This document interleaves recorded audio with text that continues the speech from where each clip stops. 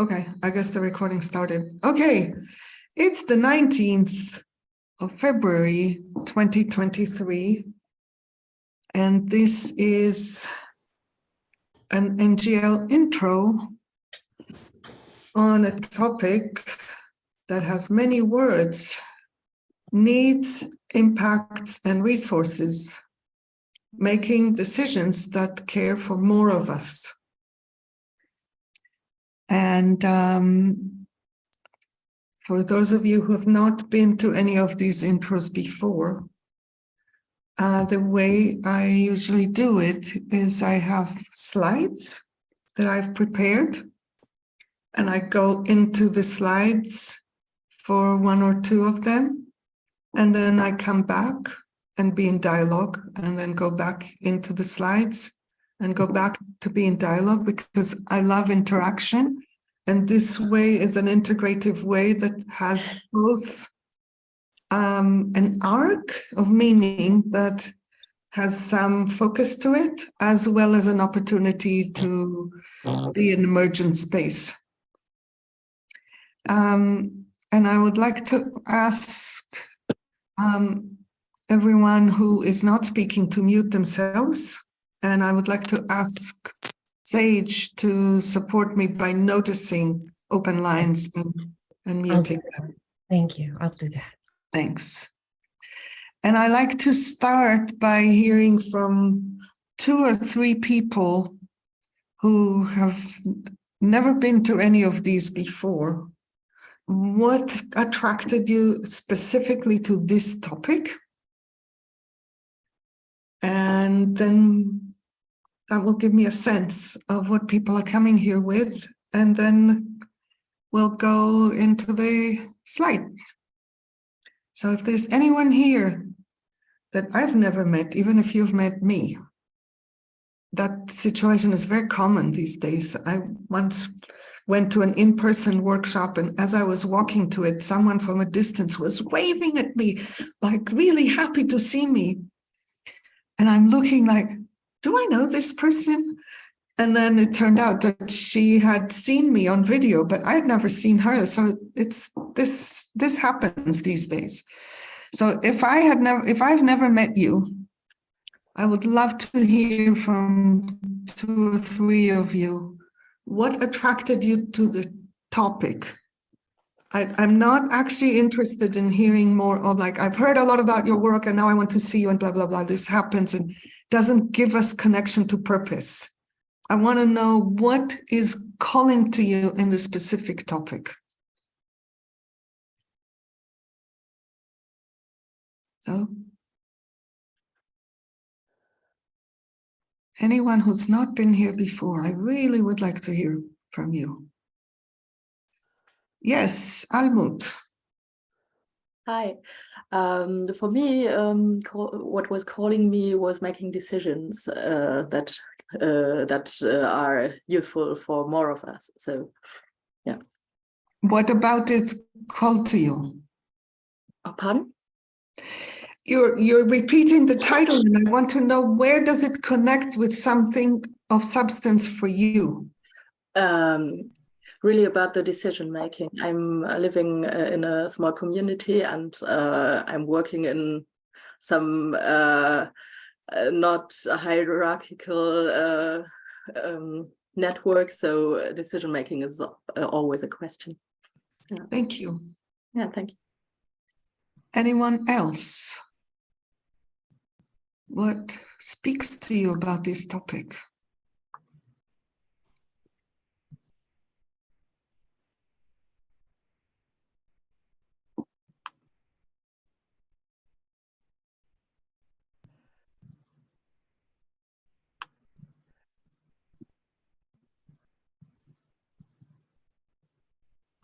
Nothing.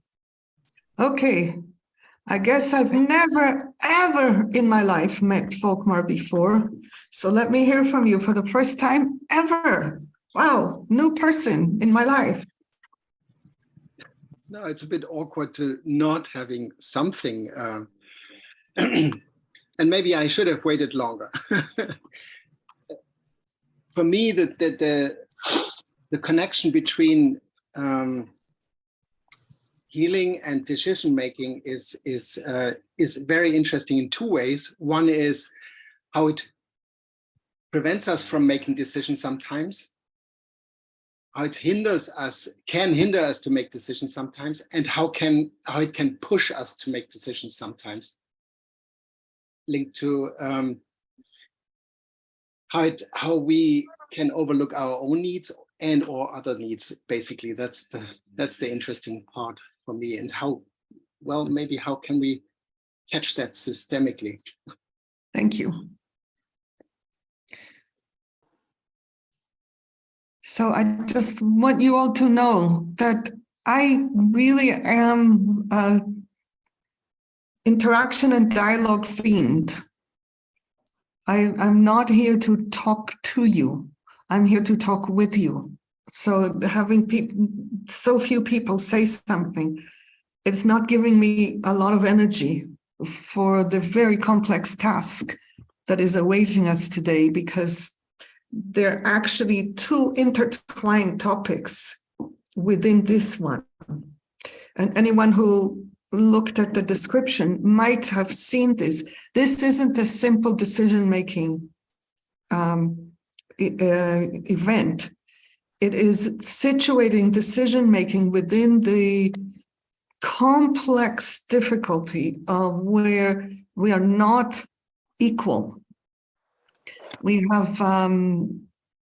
are situated in multiple places, and that influences deeply the possibility of making decisions that work for everyone. And that is the intersection that I'm focused on today. Laura, good to see you again. Hey, Mickey. Yeah, really great to see you and interact with you. I'm really drawn to the whole series, but this particular gathering about decision making, because we're making decisions all the time, like moment to moment to moment. So as a practice, I think about, wow, if there were a practice of decision making that was rooted in these liberatory, in that vision, that is world changing. Okay, that's the bridge into doing this, right? Listen to Laura. If we had this capacity, that takes us into a different world. And let's see if we can scratch some surface of that today. Thank you, Laura. So I am now going to find the screen. There you are, and then share it. Mickey, Oh, Menaka. I raise my hands because sometimes I join the calls to do power and privilege tracking, and sometimes I don't. So the times I join, sometimes you may forget to introduce my function. So within the decision-making process, Mickey has also introduced a very important piece that mostly people miss out, like tracking the gap and like who has power and who doesn't have power and privilege. So even within our calls, we are trying to track and navigate that. So I'll be doing that today. Thank you. And you will see, I don't know if you looked at the slides ahead of time, but we will be introducing the topic of power and privilege tracking towards the end, assuming that we get there, nothing happens between now and then to remove our connection, etc. But on the plan, there is an introduction of this topic as part of systemic agreements that support us in moving towards making better decisions. All right, so I'm now going to get started.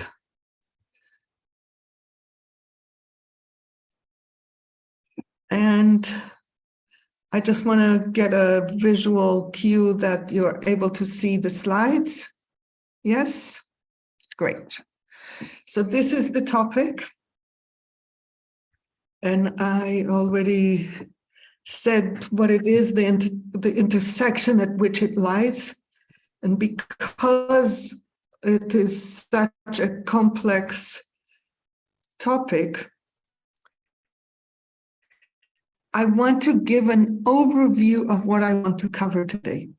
Because first I'm going to talk about decision-making overall, and then get into the topic of power differences.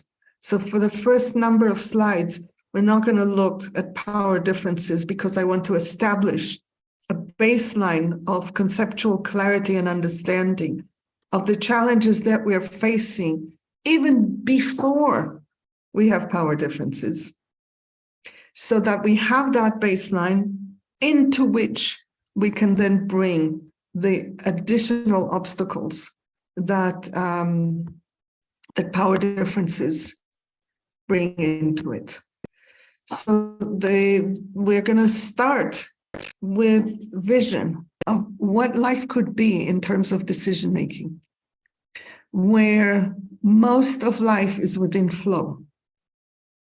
What it means to be within flow is not that we don't make any decisions. It's that the decisions that we make are within flow because they're based on pathways that are already established, and we know well how we handle situations, and we have the agreements and behavioral anchoring in place to flow. This means that we only need to make decisions to mobilize the power of decision-making some of the time. We'll get more to that in a moment. Then we're going to look at the obstacles. So making decisions is basically putting needs, impacts, and resources on the table and seeing what happens. The first layer of obstacle is that our general patriarchal conditioning makes it hard for us to do that, to put these things on the table. We put other things on the table instead. So we don't actually have the information. So the first layer is to somehow restore our capacity to function in the world of information rather than right-wrong thinking. Then we will introduce the questions that arise from power differences, which is not all needs count in the same way. Not all impacts are visible. Not all resources are known, and how they're used isn't necessarily aligned with needs and impact. So that's the gnarly part of power differences. Second layer. And then we'll get into what steps we can actually take to address the obstacles that power differences bring. So as you see, it's a long and complicated journey. And Sabrina, who did the slides, I think captured this, because you look at this and you feel tired. There's so much to do. And that is true. That is the reality that we're facing at this time in human evolution. So I think I want to now dialogue and just see if there are any questions that anyone has about just what I shared so far. If there's anything that comes to mind. And I will say now that when being in dialogue with people, I tend to do the things that I plan to talk about later on, which is to consciously recalibrate. So I'm asking people who are habituated to easily speaking to shift focus. I had an epiphany a couple of years ago, maybe even more, that I don't ever want to ask somebody to not speak or to shut up or to hold back or to step back, because those are negative actions, and we will never get into a world that works for all by people stopping themselves. That is not the path. Instead, I find that we can move from one focus to another. And the second focus is focusing on being receptive, curious, interested, listening, learning from others, which are things that when we are trained to speak and to take up space, we lose the joy of listening, the joy of receptivity, the joy of seeing what others have to say. I remember the first time it hit me, I was in a women's studies course This was in the late 80s. A women's studies course in New York City. And there were about 25 people, almost all women in the group from all different parts of the world who somehow found their way to New York to this course. And most of the sessions were done in the usual way. You know, the teacher says something, people raise their hand if they want to say something, etc. And a few times in the course of the semester, the teacher did a round where everyone spoke. And that's when I got to see what I was losing by not hearing from some people.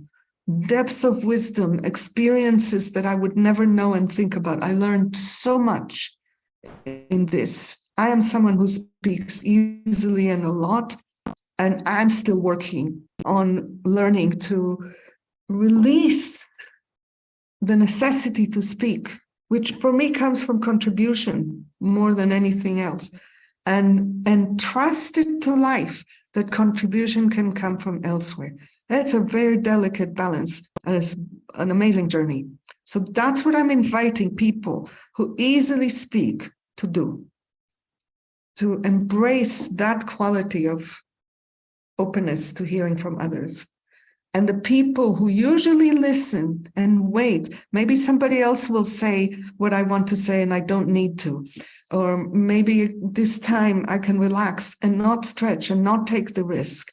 And maybe nobody cares about what I have to say because given my, you name it, skin color, ethnicity, gender, whatever, I know that nobody gives a damn about what I think. So take a step forward in that regard.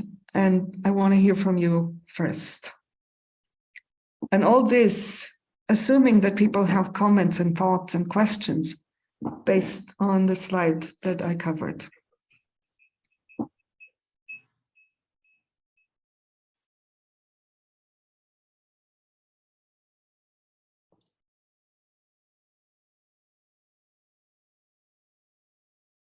I have learned to be quite more comfortable with just being silent together than I used to be.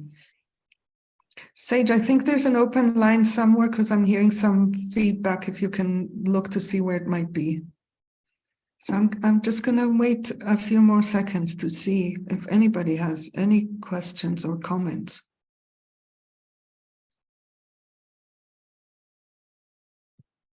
There's just you, Mickey, and now me. I'll mute again. Okay. And if in order to speak, please raise your hand electronically, because if you raise it physically, so I'm seeing you, Wendy, because you happen to be on the first screen. But if you weren't on the first screen, I wouldn't see you. So raising hand is not clapping hand. We're with same place, look, and you will see a raise hand. Alice. I don't have a very specific question, but I'm having the experience of not feeling like I understood the slide very well. So maybe just a request for a summary. I cannot summarize it because it was just an overview of what I'm planning to cover. There isn't anything that I said that isn't going to be covered again. Okay. I just wanted to give a roadmap. Got it. Okay. Thank you. And Wendy?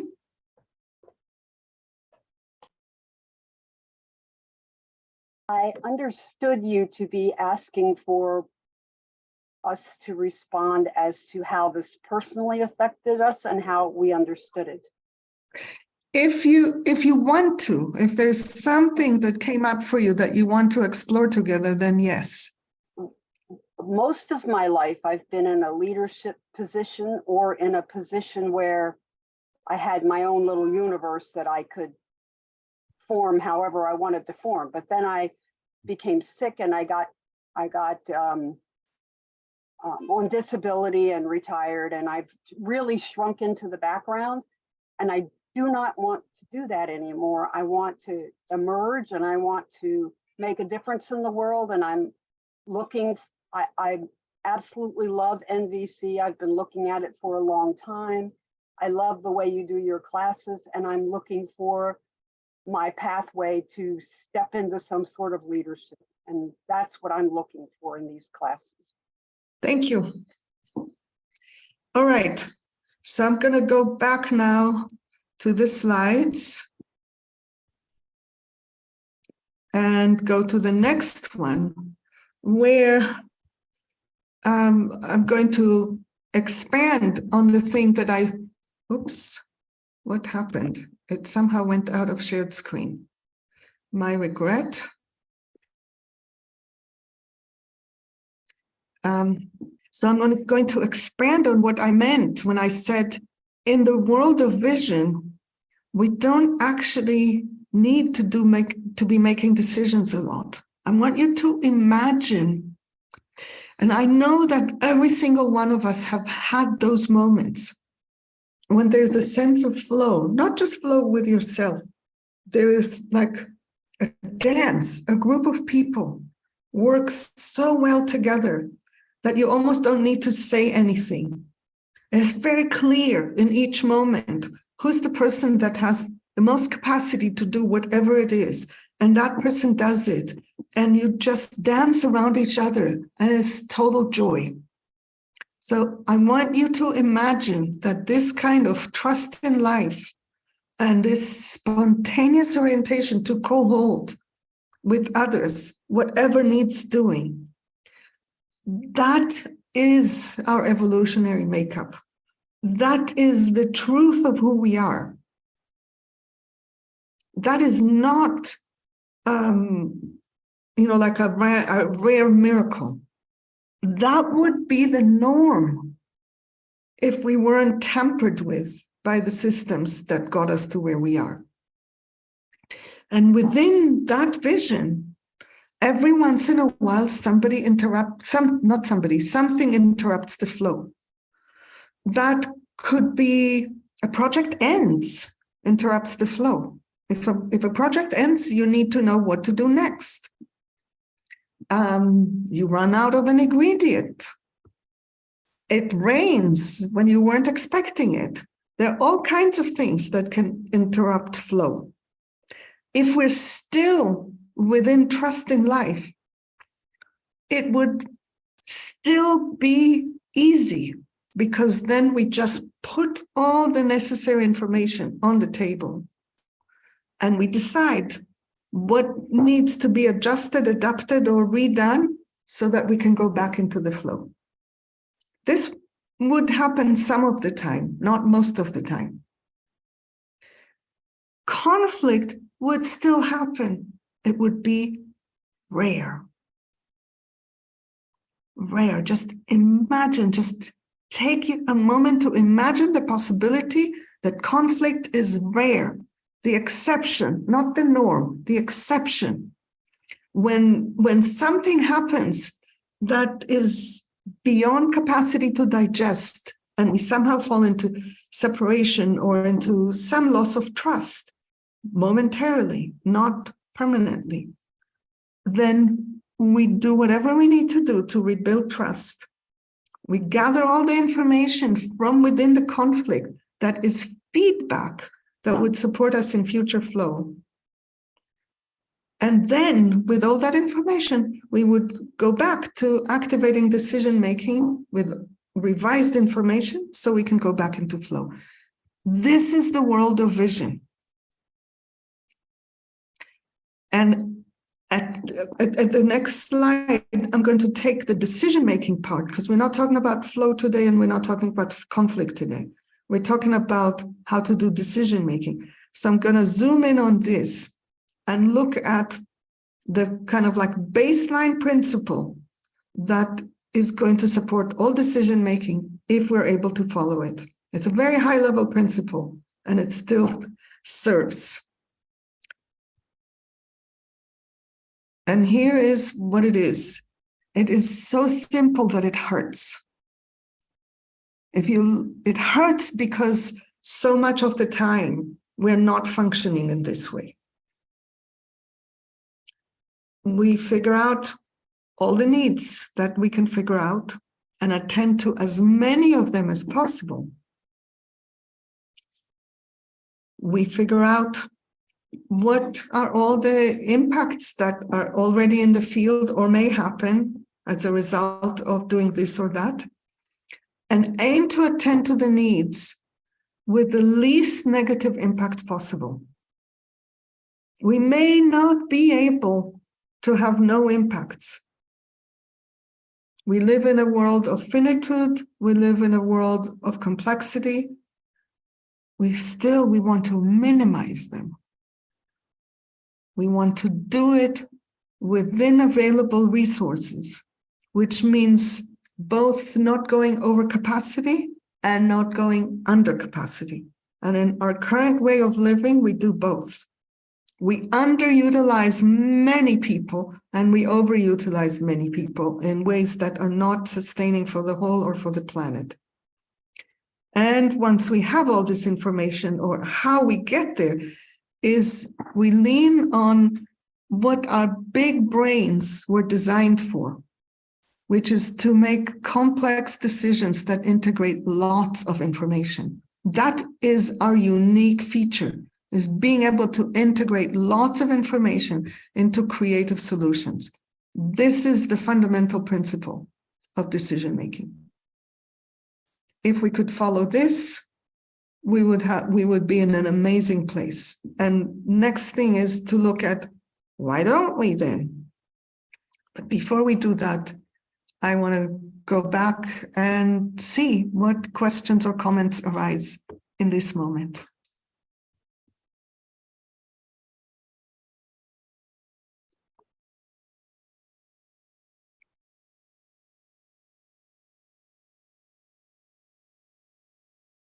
I'm very curious about what is happening here today. It hasn't happened in any of the events before. Those who have been before, you would see there were like several people wanting to speak. And I would go back to the slides before hearing from everyone. And I'm very curious what is going on, why people are not speaking. Because I really want to be believed. I get the juice for what I'm doing from connection.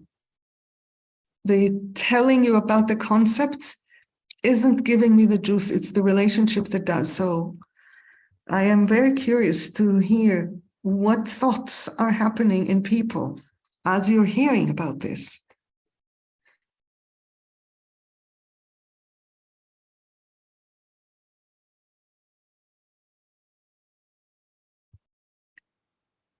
Okay, is it Kel or Alexis?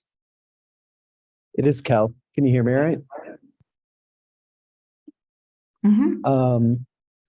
So big reason why I don't speak up is because I want to give other people the opportunity. And I recognize that if I chime in, I don't know, there's less of an opportunity for other people to like find their courage to speak up. So I wanted to wait. So I want to say again, not give other people the opportunity to speak, give yourself the opportunity to listen and learn. Reframe it to yourself. Then it's not some kind of a moral should. It's an exploration of expanding the range of your human capacities. Do you feel the difference?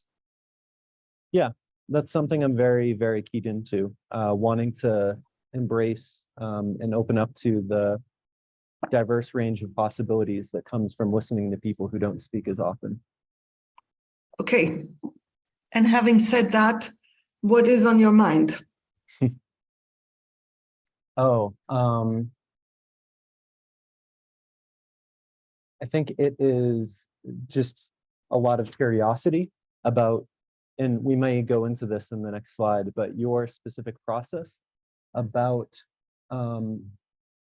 connecting to or understanding the needs, or connecting to or understanding the impacts, like how that unfolds specifically. Mm-hmm. Thank you. Hopefully you'll get some clues about it. It's a lifelong journey. And Laura?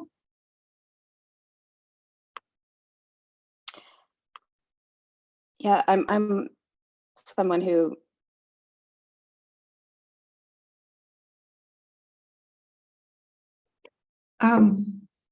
Rosa, let's hear from you, since in any event, Laura is, I think, having internet challenges. Okay. Well, I've been reading already and listening sometimes to you about putting needs, impacts, and resources over the table. And I get blocked all the time because I'm in a collaborative surrounding, but people knows nothing about needs, impacts, and resources. And I really don't know how to start to explain that I really believe that's the path we've got to follow to get to an agreement. It's so big, the difference and the gap, that I don't know how to start, and I get blocked on that all the time. Yeah, I'm getting excited about the idea that if we manage to get through everything, then we can play with what kinds of questions can we ask people that will support them in giving the necessary information without having to train them for years. Because training everybody around us for years is a luxury that we don't have. Thank you.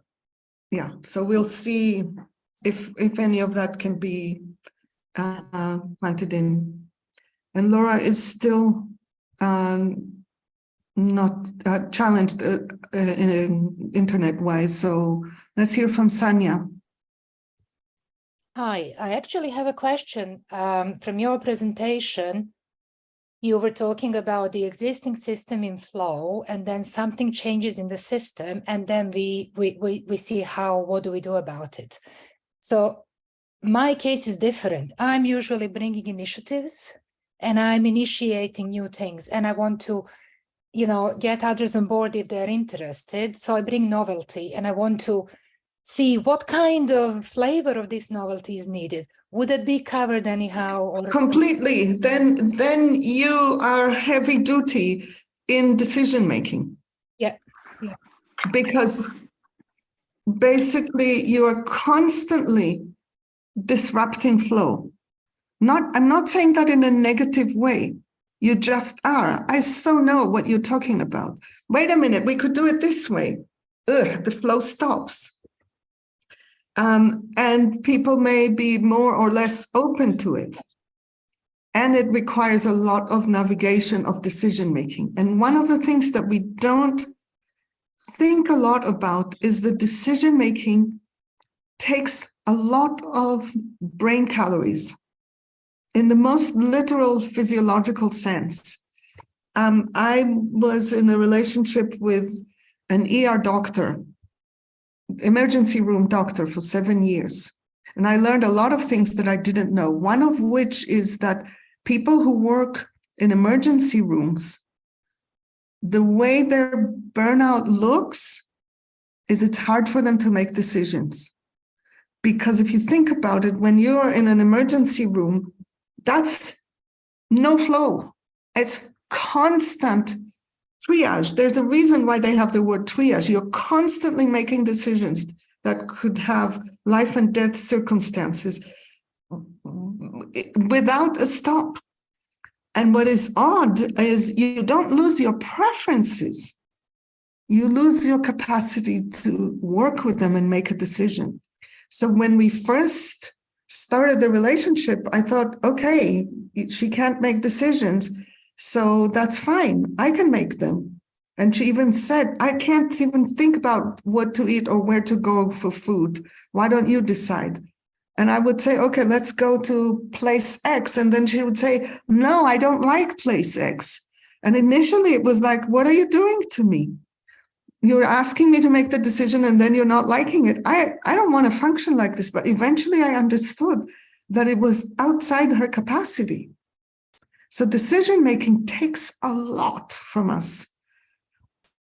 And I just want to give this to you so that you have tenderness and compassion for the people you pull into whatever processes you're initiating.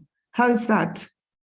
Yeah, thank you for naming this, because actually the biggest exhaustion is mine, because I have ideas all the time and I'm acting on them, and I need to learn how to, I don't know, choose or yeah, so I'm recognizing this exhaustion, but thank you for naming the other exhaustion, because that's not what I'm feeling. I'm feeling into my own.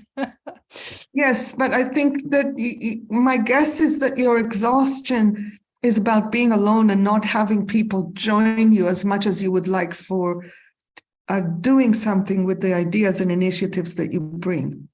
I'm Is that looking it? for a smoother process for something you are bringing, I guess. So it releases me. I want to bring idea and then get others on board so we together decide. And it's a learning, because I used to micromanage and now I'm going the other way. So it's a learning, and that takes brain power too, to redefine. Yeah. Anyway, thank you. Thank you, Mickey.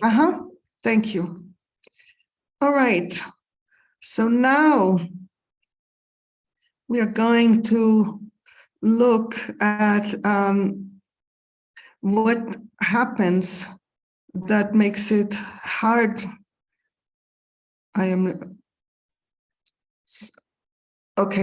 That makes it hard to put things on the table, the needs, the impacts, and the resources. And it's very painfully simple, because all of it comes from patriarchal socialization of scarcity, separation, and powerlessness. So we are trained not to know what we need, not to connect with what we need. And I know this starts from infancy, but I was shocked to see that it's still there. A dear friend gave birth 3 days ago. And within like 2 hours or less of the birth, a breastfeeding advisor comes in and talks about not letting the baby sleep for more than X hours before giving them the next thing. If you think about it, take it apart, what that trains the baby to do is to be confused about their needs. I'm supposed to be hungry at this time, and I'm supposed to not be hungry at that time. So we lose touch with the physiological flow that we come into the world with, that knows what we want and what we need moment by moment. We know it when we first come in, but it's taken away from us. And instead, there are all these ideas about what we should want, what we should need, how we should be, how we shouldn't be, all of this. And so whenever we are trying to make a decision, just think about it. Think about a room in which people are trying to make a decision. And I think we should do this, says one person. And the other person says, I don't believe so. I think the other department should do this. We should do that. And that's the layer at which the conversation happens, not at the level of the needs.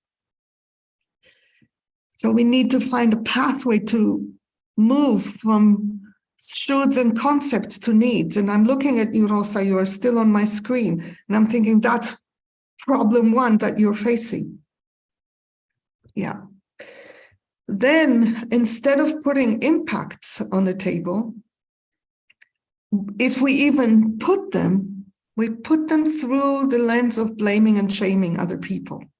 We don't talk about what is the impact on me, what is actually happening in me as a result of something, or what do I anticipate would happen if we take this course of action. No, you're an idiot if you think that this is going to work. Or what do you mean making a decision without looking at what happens in the field? And then you expect us to implement it. Forget it.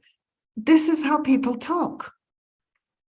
And instead of all the resources known, being available, some people hide the resources that they have because they don't want to be exploited, because no one cares, because they know that, like I said here, the same thing about people not bringing their thoughts forward. No one is going to care. And also, this or that is not fair.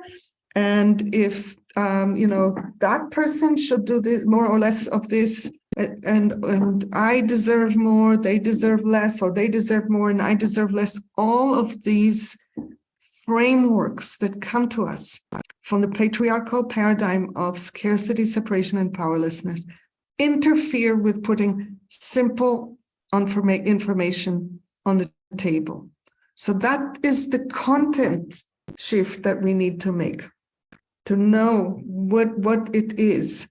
And then there is the second part, which is the internal shifts. And I think that's a deeper part of the problem that you're raising, Rosa, which is that if we're taking seriously this scarcity, separation, and powerlessness, in order to put information on the table, we need to move from powerlessness to being able to be in vulnerable choice, so that I can say, this is what I need, instead of having to put some external authority should on it, without which it doesn't count. We need to move from separation to togetherness, so that when we bring something complex or painful or difficult to the table, we do it in a way that holds the togetherness. It's not against someone, it's for all of us together to learn. And we need to move from scarcity to trust in life. Trust in life, the fundamental trust in life, is that if I give what I have and take what I need, there will be enough.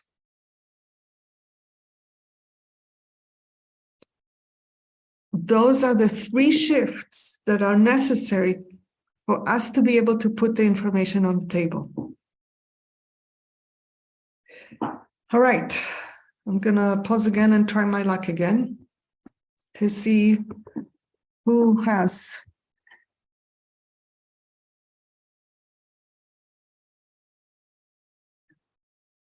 Sorry, there's a instrument here that is falling. Okay. Who has questions or comments, or how is this landing?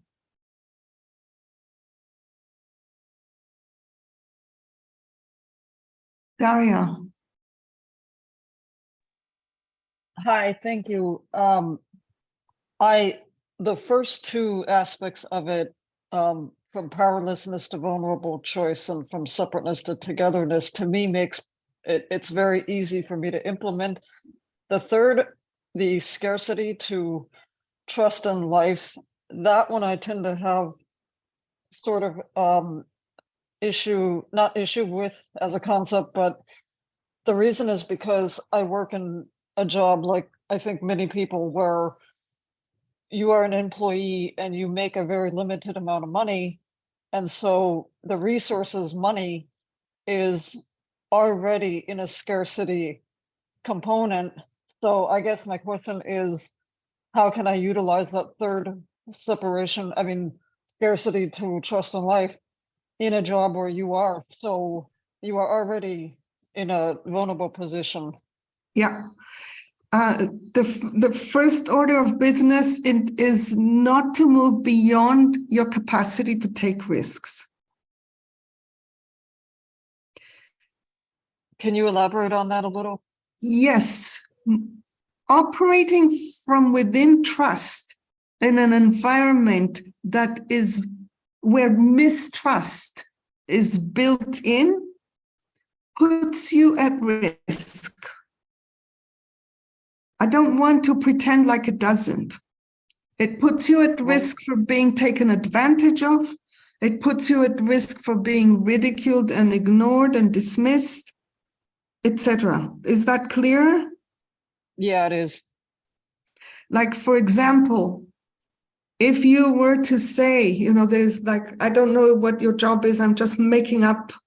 Let's say you sell some kind of, the company that you work for sells some kind of an electronic, a digital product. I'm just making it up. And let's say that you suggest to make some pieces of the product available to people at no charge, and trust that that will bring them in and they will want to contribute just because of the generosity of the company. You will be laughed at. And to do this and to persist in doing this is risky business. And you can get burnt out from doing it if you go beyond your actual capacity to absorb the impacts that will come to you from taking the risk. Anyone who functions in vision in a world of mistrust puts themselves at risk. I don't want to pretend like that's not so. I live as a body that the consequences of taking that risk all the time, everywhere, with everyone, in every relationship, until and unless at the bodily level, I can't. So my commitment is super high, and I do it with open eyes. It brings shit. I don't want to pretend like it doesn't, because as the world functions, you become an irritant to the way that the world functions, and it will want to reabsorb you back through punishment, enticement, ridicule, whatever. So I want you to gauge how much risk you actually are able to take, and then take it. Bring the trusting option forward, whatever the context is. Bring the trusting option forward. Okay, thank you. Yeah. Daria, you said thank you, and I don't know if it's actually useful for you. Can you just say a full sentence? Oh, yeah. If I'm understanding correctly, I think I'm getting that if I'm paying attention to what my need is, in other words, the capacity that I have, then the burnout may not happen because I'm so attentive to what I'm needing. So if I go beyond that capacity, then it won't work. Is that what you're saying? I am so happy that I asked you to say it, because your reflection took it to a deeper resonant layer that I feel really touched by. Thank you. Oh, you're very welcome. All right. Back to the slides. Okay, so now we're going to look at how we remove the barriers to sharing information. And we'll start with talking about the needs. And in order to put my needs on the table, and do it well, I need to focus in terms of growing capacity, because all of these things, everything that we're looking at today, is going to take growing capacity. And this is where what Volkmar brought up earlier fits within this, is what are we actually going to do to grow these capacities? I don't know how much capacity we will have today to look at the questions of how we do this. But at least I'm in these general intros, my goal is to lay a map that people can then go and zoom in on and learn practices for doing this. If I want to put my needs on the table, I'm more likely to do it and do it well if I increase my sense of trust of myself. Do I really need this? Can I stretch a little more? I'm less likely to put my need on the table. Second is to know that I matter. And when I talk about mattering, I often bring up the image of a fawn. And for those who are not fluent in English, the fawn is the child of the deer. The young of the deer is called fawn. I've yet to meet a human person who doesn't have this gaga feeling in relation to the young of the year. I don't know where to come from, but we just are that way. The fawn doesn't think that they need to earn anything. They just exist. And from just existing, they are loved. This is my model for what I want for all of us, to trust that our existence is enough to matter. We don't need to do something or earn something in order to matter. This is where it also relates to trust in life. The baby that was born, I feel so grateful to have this experience again. It's my third time that I will be accompanying a baby for a while. The first being my younger sister, the second being my nephew, and the third, this one. And seeing, literally seeing what full trust in life looks like. That's what babies bring with them, is flow and full trust in life. In order to bring impacts to the table, not through the lens of blame and shame, we need to increase our self-responsibility. What I mean by that is a very, very rigorous thing. The impacts on me, for the most part, sure, they're physical impacts, they're things that happen, but how I make sense of what happens is the largest contributor to the impact on me. The more I can speak from a place of self-responsibility, I am a co-creator of the impact on me. The more it will be useful information rather than something that will create defensiveness in others. And in terms of resources, there are two areas to increase capacity in, and they go in both directions. One is to increase generosity. Generosity is a joy.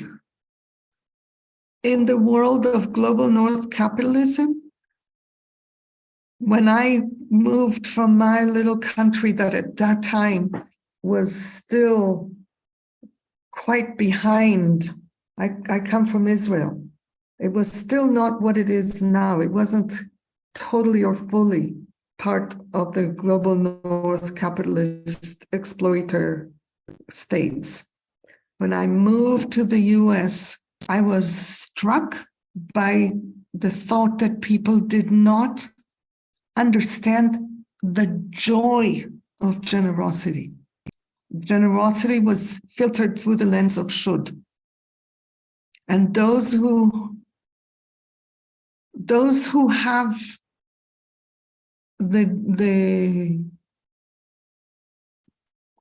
good luck to be part of societies in which community still matters, know what a pleasure it is to give.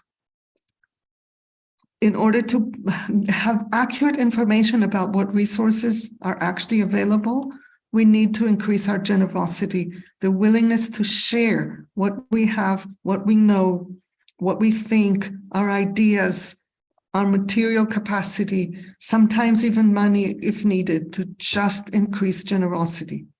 Simultaneously, we need to increase our capacity to honor our limits. I, for example, have a clear tendency to be overgenerous because of loving to give, because of loving people, because of being a visionary, because of caring, because of wanting to support people. And then I overstretch beyond my capacity limits. And I'm no longer as young as I used to be. And I now pay for it. I feel it. My recovery is longer and not full. So I know this physiologically, and I want to impart that knowledge to people who may still be physiologically stronger and not be aware of the cost that is there anyway. Okay. So I'm going to go back now to our dialogue and ask again, what is arising? What are the thoughts?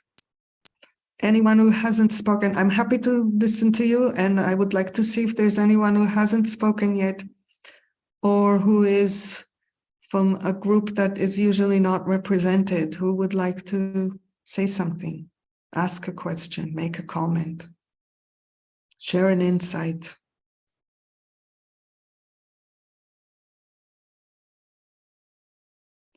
All right, Alice. Oh, wait, somebody did. So let's go.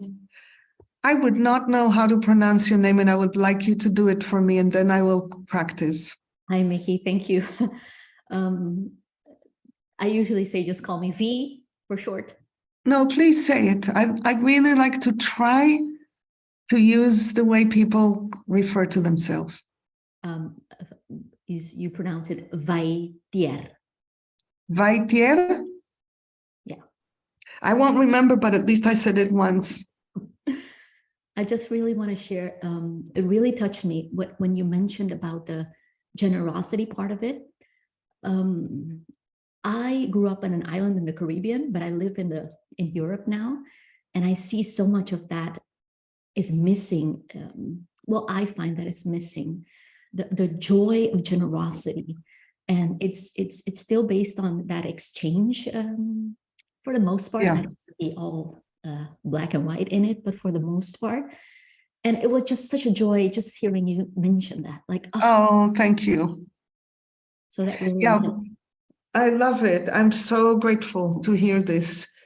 And the shift from exchange to gifting is a big topic that I've talked about and will continue to talk about, and not today, but just lovely to feel this companionship for this moment. Thank you. Thank you.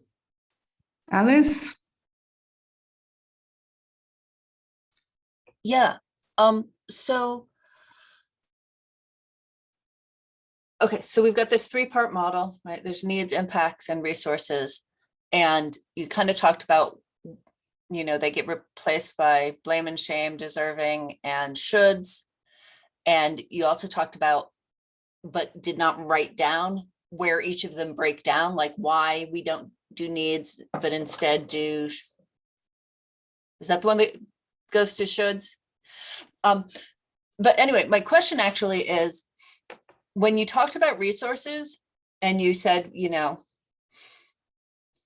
they get broken down into, the breakdown results in deserving and fairness, and the way to restore it is to look at capacity and enjoy generosity. That one was really clear to me. The other ones where you gave the solution, I wasn't seeing a clear correspondence between the breakdown and the solution. Does that make sense? Mm-hmm. Yeah, I can say this, and this also might go into the question that Rosa asked before, which is, if somebody says we should do this, yeah, the way that we can move from there to the needs is by, if we are in a position to be in dialogue, sometimes we're not, but if we are in a position to be in dialogue, we can ask a simple question. What would it give you if we did this? Or another question is, why is it important that we do this? And then that goes back to mattering. And that goes back to the need. Yep. And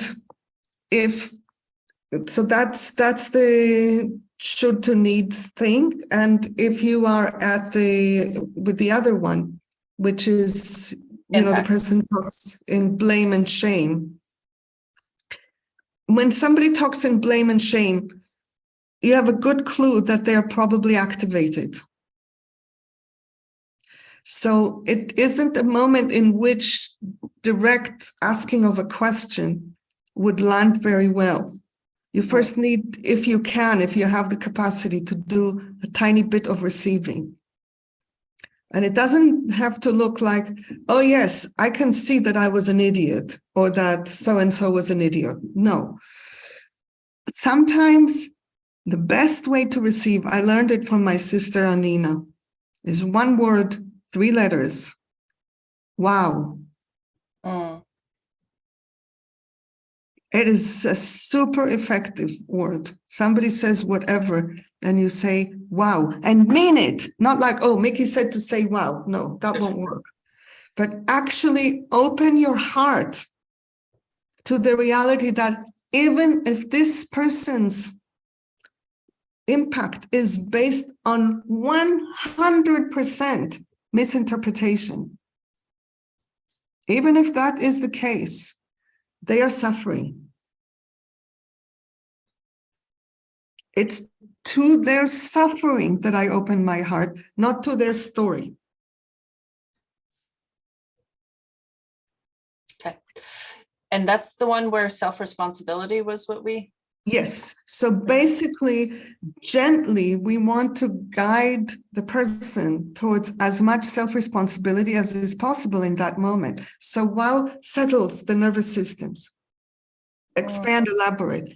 And then when the moment comes, you can ask a simple question, which is, I've heard, and I think I understand what you said about Joe, Alice, Menaka, whoever it is that the person is speaking about, including self. I get that you're upset about what this person did. And I don't know from that, what is actually the impact on you? What happened to you as a result? Clear. Yep. You're not going to get 100%, response like somebody has been studying and integrating NVC for 10 years, but you're not looking for that. You're looking for a little wedge, a little wiggle room into which you can bring in information. Yeah, helpful? Yeah, thank you. I want to hire you for asking questions, Alice. I'm going to step out for another meeting. I'll be back for the end. Okay, bye. Bye-bye. Yes, Menaka. Mickey, I'm curious about something and I'm not super clear about what I'm bringing. When you were talking about when you are generous, which I fully experience it as fully true. I've seen your generosity and it's wow. I mean that. And then I heard you say that you pay for it. And I'm just curious about the word pay.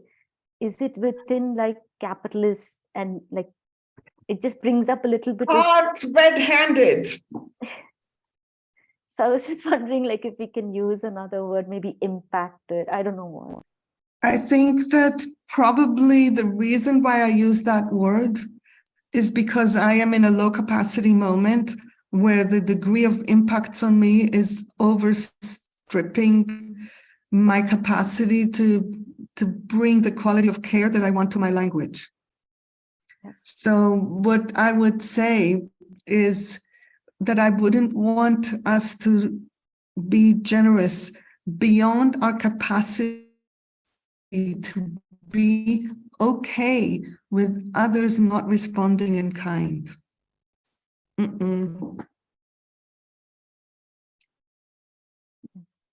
Thanks, Mickey. I think my internet blipped. It did. We heard you say that not others not responding in kind. Yes, if I can't be okay with that, then I'm overstretching. Yes. And I'm also And it's mourning not. Go ahead.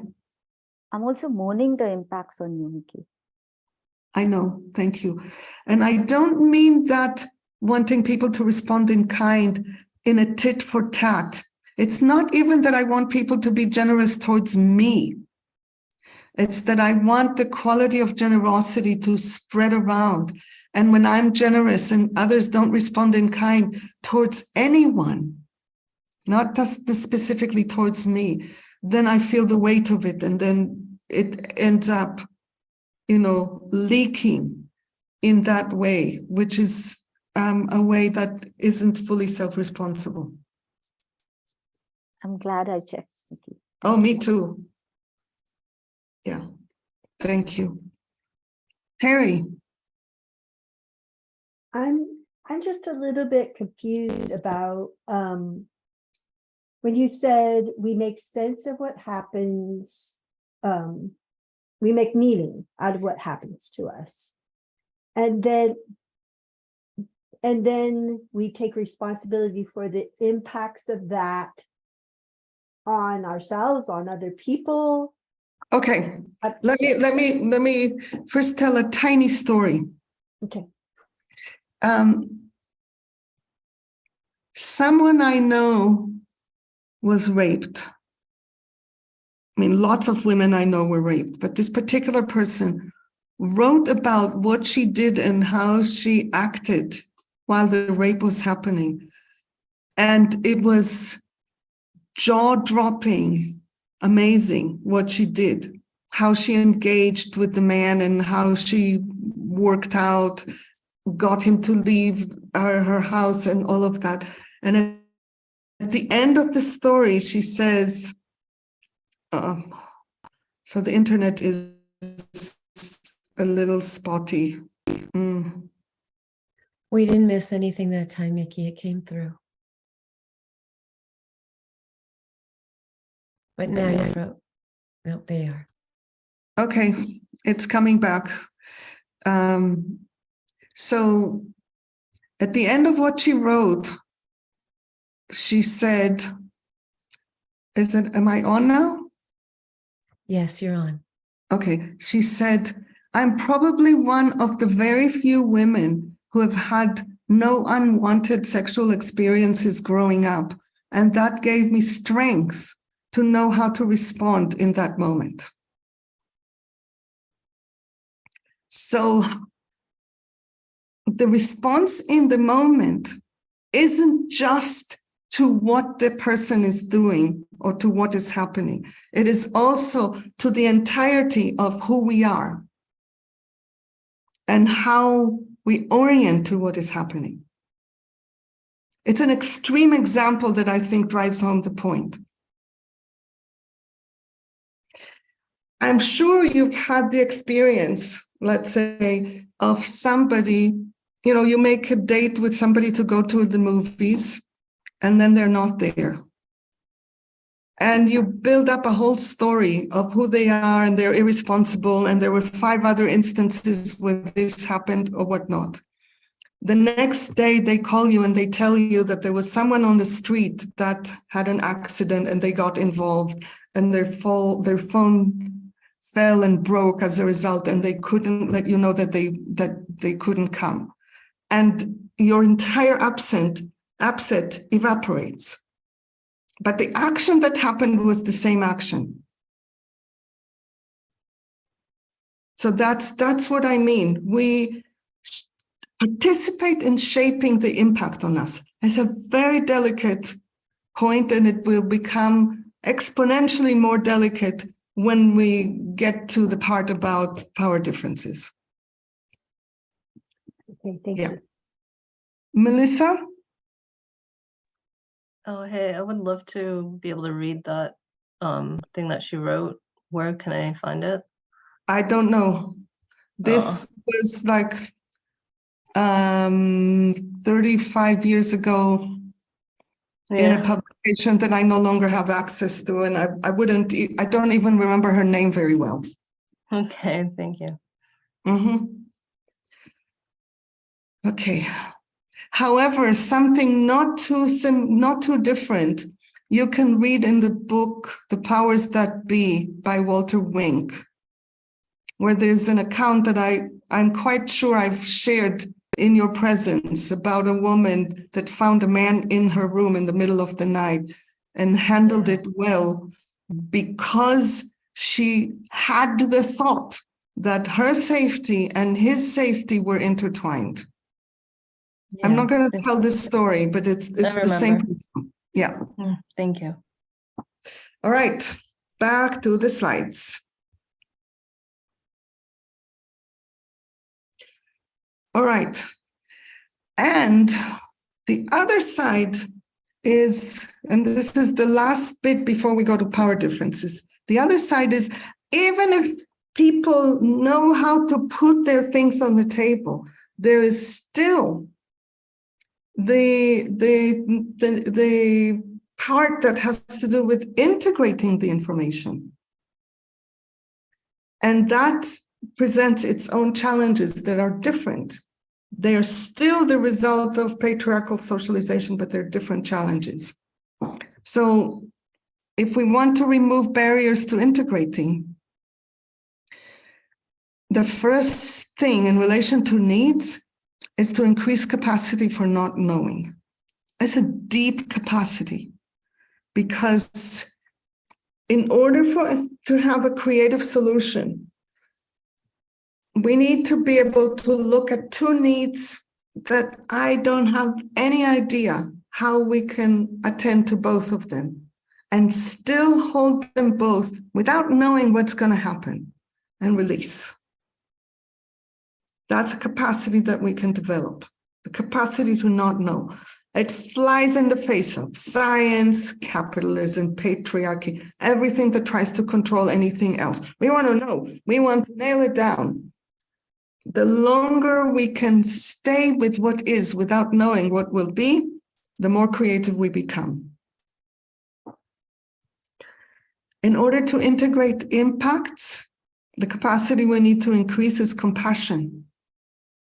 Whether we are the ones who experienced impacts or the ones who are seeing impacts on others, expanding the field so that we can care for everyone, regardless of the impacts on them or the impacts that they bring to others. Just full compassion for it. And in order to integrate information about resources, we need to increase receptivity, which has to do with the willingness to receive, with the willingness to orient towards what is available, to know that it's possible to make use of it, simultaneously having no attachment to outcome. Because if I have an attachment to outcome, the resources that you bring or the limits of resources, I'm going to ignore them and try to force the outcome that I want. So that's it. We'll do a quick back to dialogue and then move to power differences. Maybe we'll take a break before power differences. And during the break, I will see if there's anything I can do to.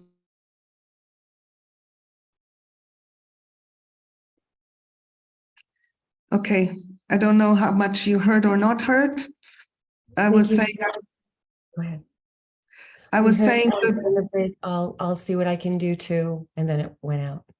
Okay, I'll see what I can do to attend to the internet situation and see if there's any other pathway to better internet that I can have. There are two other options.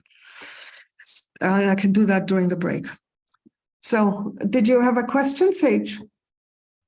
Yes, just when you brought up the piece about the unknown, the more that we can sit with the unknown, the more creative we could increase. Would you say that just that one line again? My whole being felt it, and I just wanted to pause there with what a large undertaking that is, and how powerful it is. Yeah. We cannot be in exploration, in creative investigation and exploration, without releasing the sense that we know. I already know that we don't have resources to do this project that you want to do. That's done. Do you see what I mean?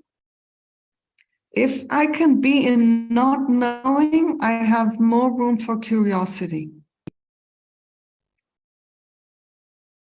In this moment, it doesn't surprise me that curiosity is one of the qualities that is taken away from us so much as children.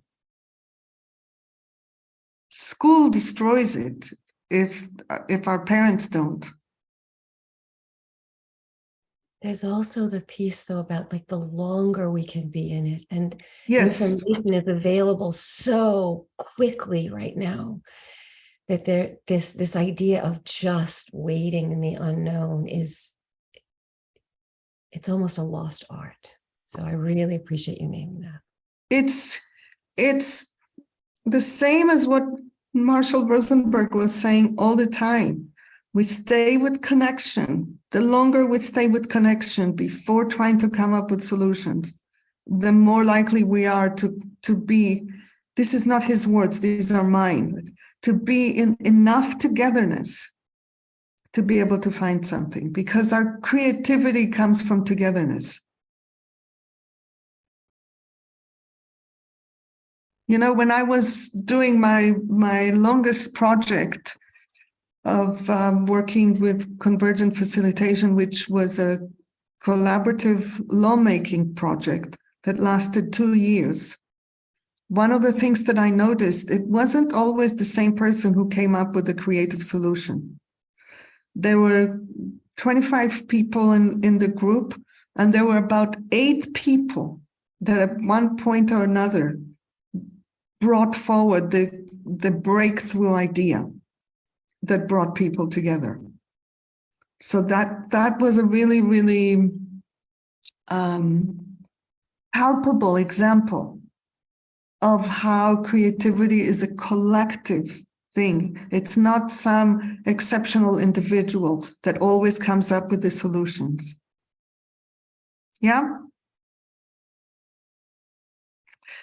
All right. Is it Kel again?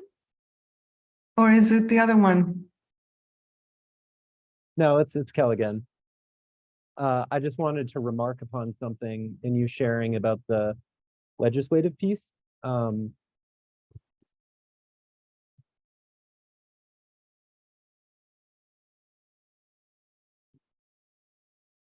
losing it right in this moment, but it was something about oh,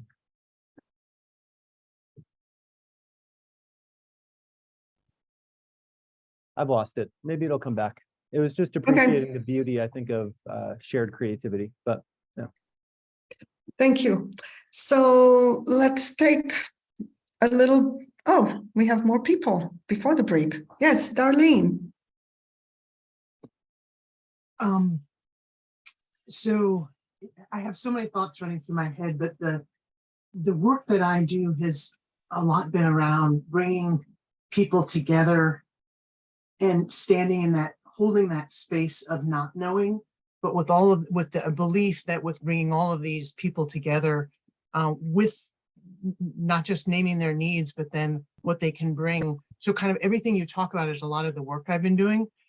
But what I notice is, like, the piece that keeps standing out is the capacity, both my capacity, right, to hold that out, and just like how my ability to keep getting like knocked down and standing back up is getting harder. Mm-hmm. But I can tell that people are interested, but at some point there's like these forces that just kind of want to come and knock, like even if things are going really well in that group and people who are part of it. And so I think, so everything you're saying is like resonating, and trying to understand like how to hold the capacity piece so that it can be more successful. I don't know. This is something I learned from my colleagues Alper and Magda within NGL in the context of implementing the gift economy within NGL in terms of distribution of money. I had a big vision right from the start, and they were completely and totally with the vision. And they kept saying, we can't do it all at once. Baby steps. Once we accepted that principle, the level of challenge and difficulty within the group started diminishing. And over the course of 2 years, doing it 3 times a year, they have brought us through baby steps to an extraordinarily radical place that if I had pushed for the vision, there would have been it would have been overcapacity for people, and we wouldn't have been able to move the same amount. It's a hard-earned lesson for me. And I like to pass it on to people as much as I can. Thank you. Menaka? Vicky, I want to say that I'm not feeling too well, so I won't be joining back after the break. Okay. Also, I wanted to let everyone know because I had planned to stay for the whole I'm time. sad to hear that. I hope you get some. Also, it might say that again. I also wanted to close that loop with everyone that I won't be continuing the navigation. Okay. And I would love for you to hear one appreciation from someone for what you've done in terms of tracking. Does anyone I was have going to actually, I was going to appreciate you before hearing someone, if that works.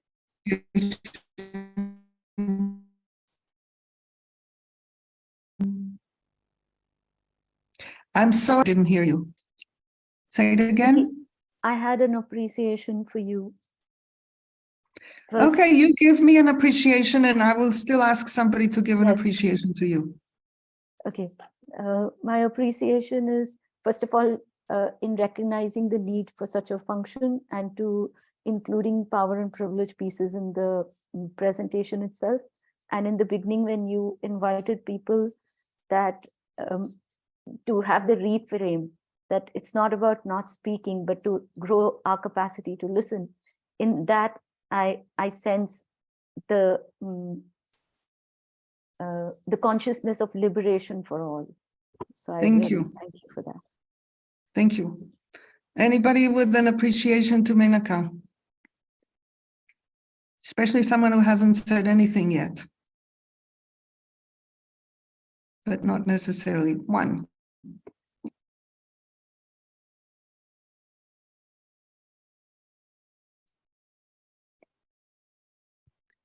I This have is- one. Go for it. Just having Annika in the room, like holding P&P in general, but then having Menaka and the wisdom I know she holds, it just relaxes my system. Mm. Is there something she did that supported that relaxation in particular? Yes, having a sense that she was speaking her truth. Mhm. Thank you. That it was accurate to her experience. Yeah. Okay, that's enough, Shana. You can give it to her any number of other times. I just wanted one. All right. So let's come back at 5 after, depending on your time zone. It's 5 after the half hour or 5 after the full hour, depending on where you are. And we can resume at that time. See you then. Mickey, I'll be setting up breakup rooms during the break so I can practice. Do you have requests of how many people in the rooms or any other requests? 3. Okay, thank you.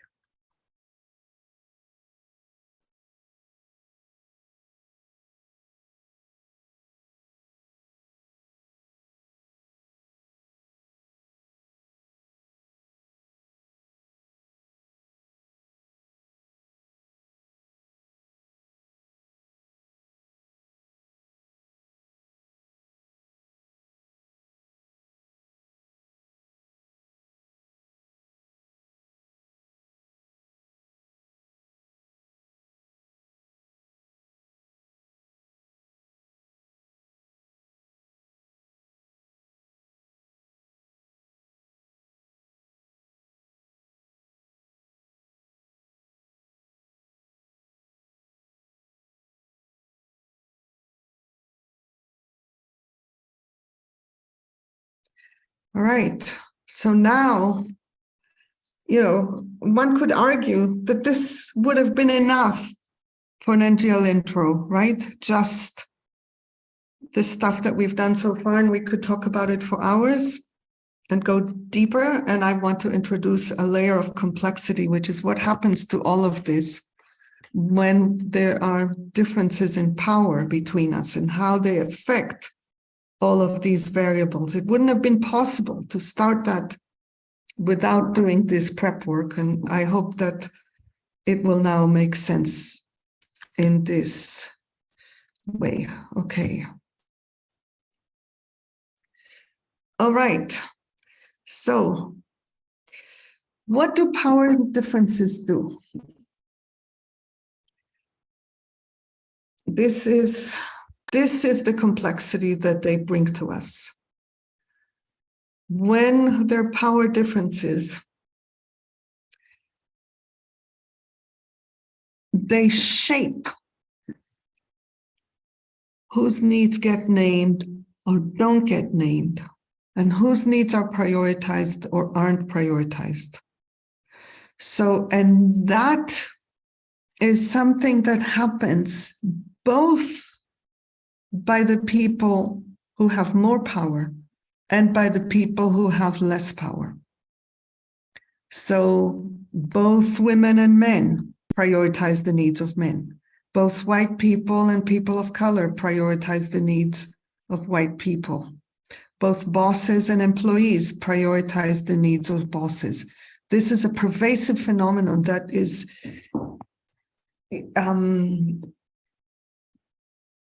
deeply put into us with the first imprint is that the needs of adults get prioritized over the needs of children. That's where we learn it. Before we are boys or girls, we are this race or that race, this religion or that religion, this class or that class. Well, before any of those things have any meaning, we are already children. And we know we live in a world of adults whose needs and perspectives and ways of being frame and prioritize what happens. That's how we learn it. Second, all of these are interrelated, and I'm separating them conceptually, but they're part of one dense package. The people with less power tend to absorb the impacts. The impacts on them are less noticed. And I'm going to use a really intense example to demonstrate this, which is how much attention wars in Syria or Yemen have gotten versus how much attention a war in Ukraine is getting. And why is that? It is not about size of impacts. I actually looked up the numbers of casualties as one tiny, tiny measure. I didn't look it up in Yemen, but I did look it up in Syria. It's hundreds of thousands. And from what I looked up, I don't know if the number is accurate, it's every human life that dies is precious. And still, it's only 7,000 to 8,000. And you compare this to hundreds of thousands, and you compare the attention, and you know that there is a story behind it. So this is an example. And the last one in terms of resources, the people with less power are the ones who are trying to overstretch. Look at the example of COVID. During the height of the pandemic, who was overstretching? The care workers, the low wage workers. They were stretching and they were absorbing impacts. They were dying in larger numbers. They also happened to be more female, more brown-skinned, and all of that.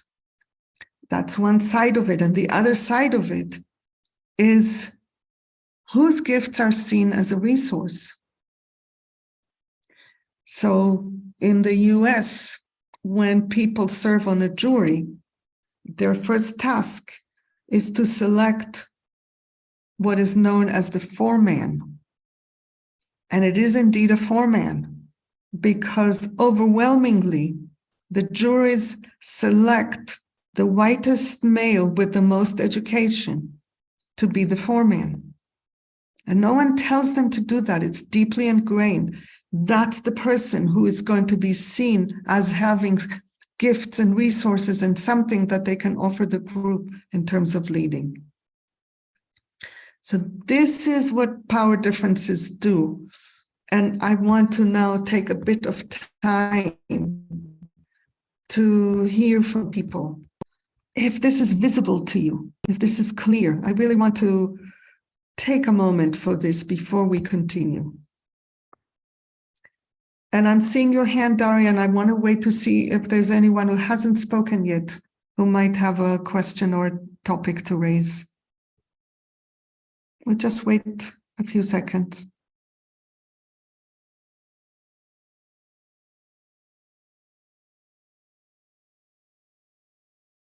All right, go for it, Daria.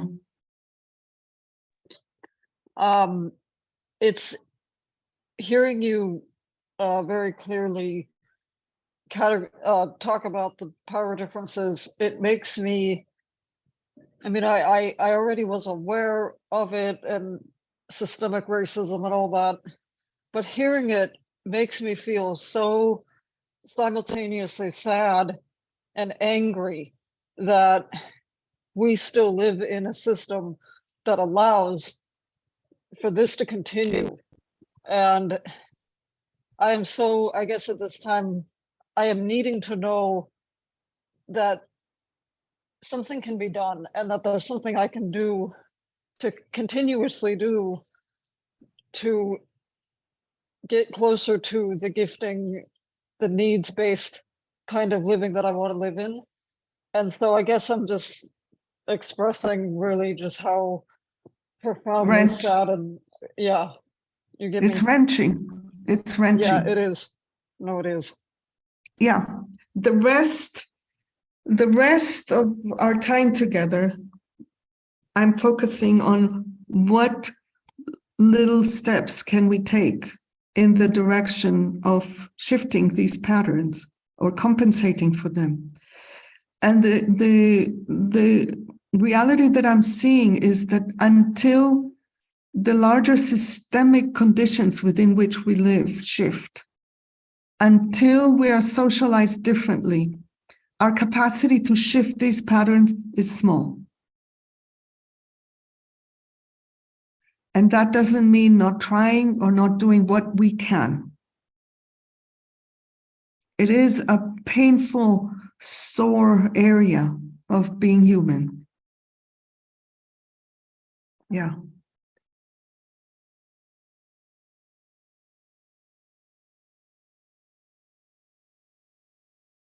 So what I tried to do in relation to the internet didn't actually improve it by much. So I'm very much regretting this, and I don't think that there's more that I can do. So we'll have little blips, but for the most part, I think mostly it's been okay. Yes. Is that true that the blips have not been often? But now there's one that is continuing. Broken up, Mickey. I was wondering if my perception is accurate, that it hasn't been a lot, that it's still doable to continue. Okay. All right. So I'm going to go to the next slide now. And again, within the system as it is, we can move in the direction of recalibrating as much as we can, which again, I don't think it's a lot, but we can still do what we can. And it has three parts. One is to consciously move the weight of absorbing and stretching from those with less power to those with more power. So for example, Daria, I don't know, let's say what your position is in this organization, but if you are in a position of leadership or management, then you consciously take upon yourself to absorb more of the stretching, not overwhelming yourself like I do, but do more of the stretching. then what gets put implicitly and automatically about people with less power. Second bit, and we'll get into specifics about what that looks like. The second bit is to create conditions and pathways that will make it possible for those who have less power to bring themselves forward more and reduce stretching. Because the stretching, we're designed to make it disappear and invisible. So it takes conscious effort to shift it. And the third pathway is to rigorously stay within capacity and willingness, regardless of how much power we have. So even as we are trying to put more of the stretching on the people with more power, we don't do it beyond capacity, because then we're just passing trauma. Passing trauma to a new group has never worked. It just reproduces the same system with different people in power. We've seen that all too often in the history of revolutions. So that is our dilemma. How do we do this calibration consciously, individually, collectively, and systemically without overstretching anyone? I don't have an answer. I have little bits of tiny experimental steps, but if I said I had an answer, I would be acting in hubris and lack of awareness of the enormity of the challenges. I don't know how to solve this. I know the steps to try.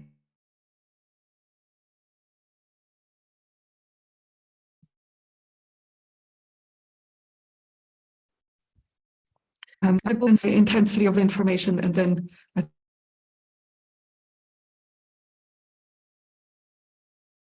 will be winding down from there. Mickey, we lost most of that, that last part.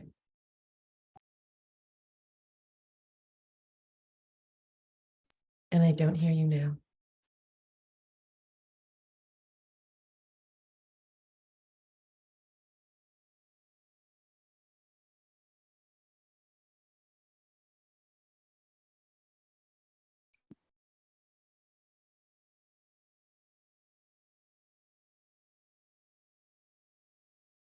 So Mickey, if you can hear us, you're frozen.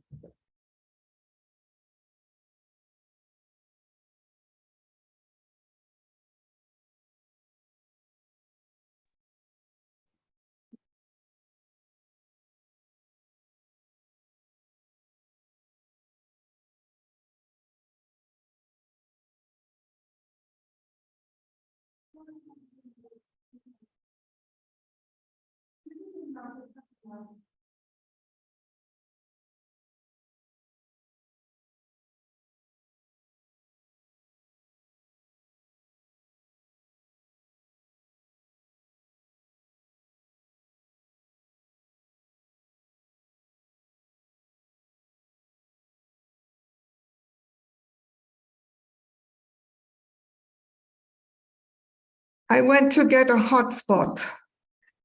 We hear you very clearly now. Yes. Or I do. Okay. Can you make me co-host again? Okay. So questions or comments about the task, the bare bones of the kind of like the overarching task and dilemma. Questions or comments there? Mickey, we can only see your glasses right now. Is this better? Little bit, but it would be better if you could. Yeah, but it's better. Okay, Mickey, let me. I can see all of you except the very top of your head. I'm not clear what's. Yeah, I see your whole face. Can everybody put up your thumbs up if you can see Mickey clearly? Okay.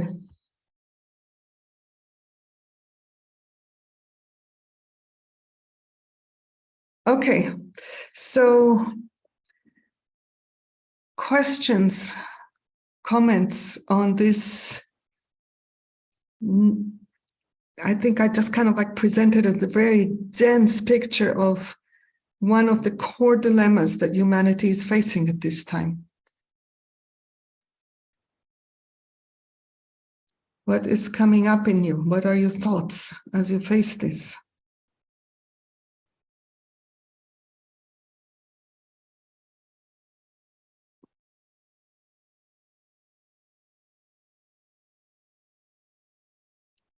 All right, then I will continue.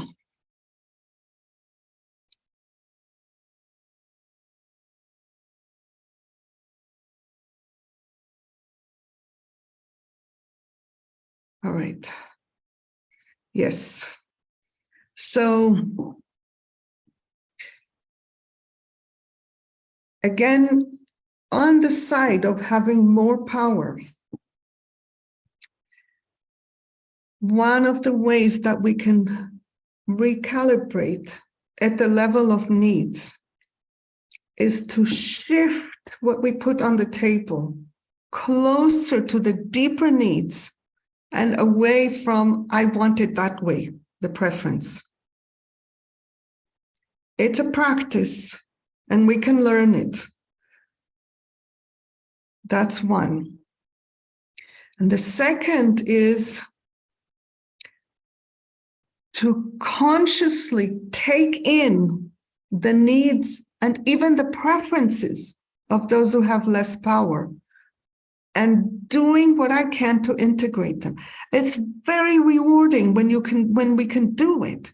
It's fun because then it's like, wow, this can actually work for more people. That was the whole point of the thing. If I get my preferences and I get the pathway that I wanted, but it is at cost to others, it's less fun.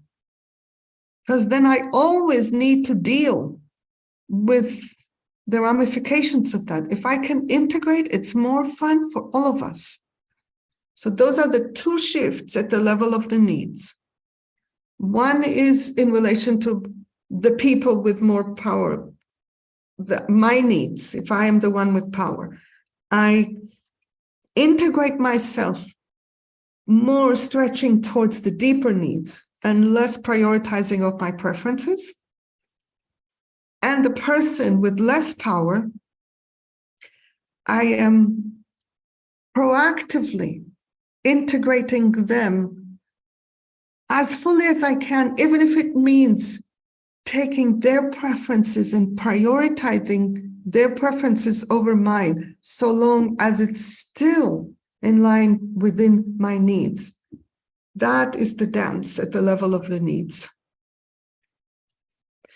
At the level of impact, oops, no, I need to do something to be able to see my own notes.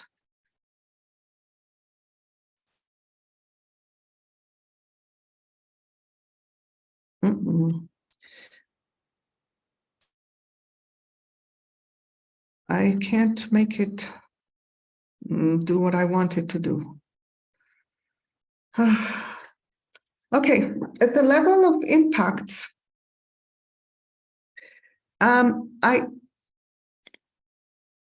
if we could eliminate all negative impacts in the world, that would be great. But more often than not, we need to think about how to distribute impacts. We no longer live in a world where there is the capacity to do what most optimally works for everyone. We have destroyed the planet sufficiently to where we need to actually stretch and absorb impacts in order to regenerate the earth. And the question is, how do we distribute the impacts? And right now, the impacts are distributed downward. And so when we make a decision, when we try to integrate, we can orient towards minimizing impacts on those with less power, even if it means sometimes that those with more power stretch more. Again, I'm cautioning, not beyond capacity. It backfires. Example, difficult example. Civil war in the US, mid-19th century. At the end of the war, the so-called victors impose a solution on the so-called losers. The solution is, the word is just escaping me right now, reconstruction, releasing all the slaves, insisting that they are going to be equal and doing nothing to care for the impacts on the white people who everything about their way of living was destroyed for them. I'm not in favor of their way of living for one split second. It was clearly beyond capacity, because at the first opportunity, reconstruction was turned over, and segregation and Jim Crow laws and a host of things that happened to Black people then came to be because there was reaction. I'm not saying not to do what was done, but while doing it, caring for the losers who were the white people of the South, finding outlets to care for the shame, the dislocation, the disorientation, might have created a more robust solution. It still has not changed, in part because there's a repeated cycle of imposing things on people without seeing that the imposition in itself has impacts. So that's, again, an intense example in the opposite direction of what people usually think. But at those days, they were on the receiving end, they were the losers. So we want to minimize impacts on those with less power, and we want to increase the window of opportunity for the impacts that come from those with less power to be heard. Lastly,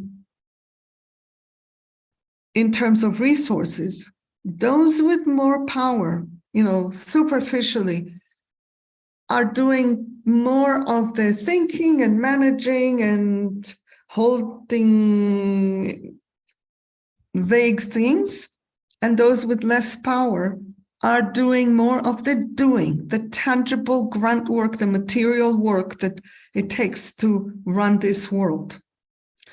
So if we're going to change whose resources are used how, the ones with more power are invited to mobilize generosity in the doing area.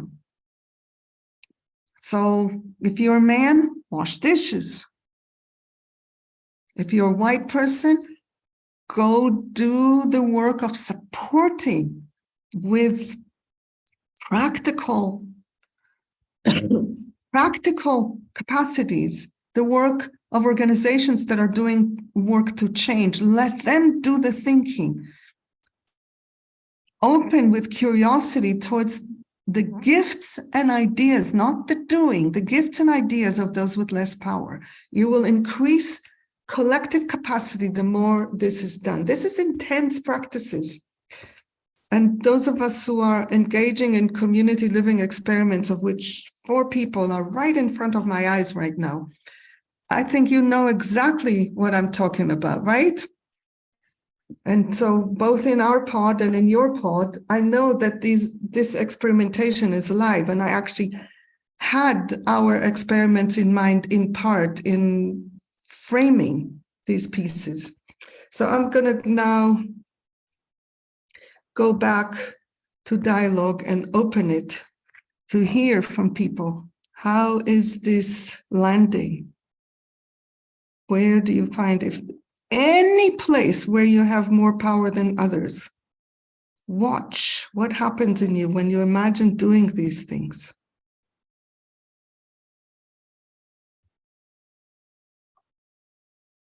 Where is the resistance? Where is the curiosity? Where is the overwhelm? Where is the despair? Where is the willingness? I would love to hear from a position of where you have more power, which all of us do. Every single one of us, because all of us are adults. So no matter how powerless we may be in any number of situations, we are all in a position of power in relation to children. How are we engaging with the children? To what extent are we willing to let children run the show? These are hard questions and right at the center of where I want us all to stretch. So please share. How is this finding you? What is arising?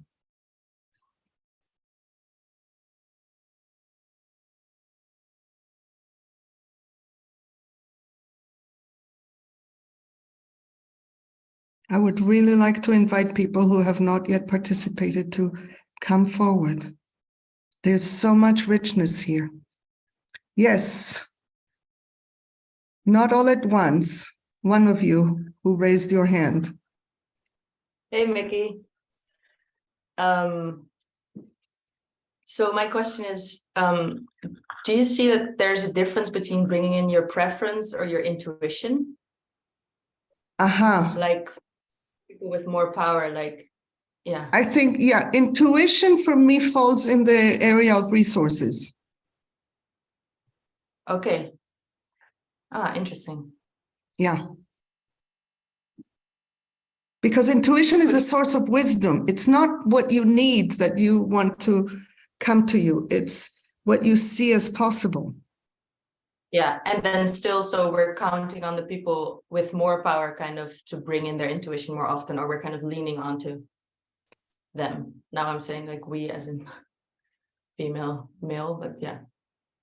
Yes, so it's a common experience that I've had that a person with less power doesn't bring their intuition forward. And then something happens that doesn't work well. And the person with less power says afterwards, I wish I trusted my intuition. Yeah. And so would you also then invite, when I'm in a position of more power, to not bring my intuition? Or is it more like inviting others to bring their intuition? Yes, I would invite others. You know, I do this a lot. I have intuition about a million things. And I really consciously try to invite others to share their intuition and wait. Right. Because if you have more power and you bring your intuition forward, it shapes the field. Other people who may have a different intuition are less likely to bring it forward if it's different from yours. Yeah. And do you still bring it then after? Eventually, yeah. Okay. Yeah. I imagine that when you bring it, then you also integrate maybe the perspectives of those with less power. It's even more, the integrative pathway is so built into me that that my intuition integrates. So as I hear things from other people, it shifts and changes, and then in the end I have something else that I intuit than I might have had at the beginning. Ah. Yeah, that makes sense. Thank you. Thanks. Mm-hmm. And by the way, that face at the left, that's Sabrina that does the visuals. So you can all jump up and down as I do every time I see what she does. Daisy. Hi, Mickey. There's something about this conversation of power that is making me think of flow and stepping out of a static idea of I have power or I don't, and becoming aware of what power is. I have a little example. So you said in the US, there's a 4-man and it's usually a white man who was chosen as a foreman of a jury. And I was like, oh, the two juries that I've been on, I have been chosen to be the forewoman. And I have more memory of the second one. I would not. That's great to meet the exception. Yeah. I so remember being in this group of people and these two women close to me talking about how they were tired of being here and now they had to be on a jury, and they were just being very disparaging about the jury process.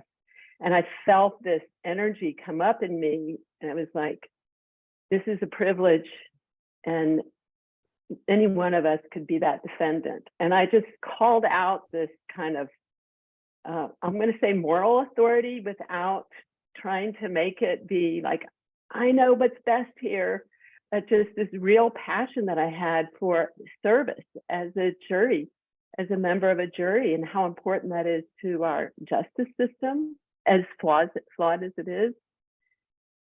And I kind of got red in the face and upset, but I calmed down and we got in the jury room and people asked me to be the foreperson. And I wonder whether it was me, just an average person there, finding that power in me of my conviction and speaking it, that in that moment, showed that maybe it would be a good person to choose as the jury foreperson.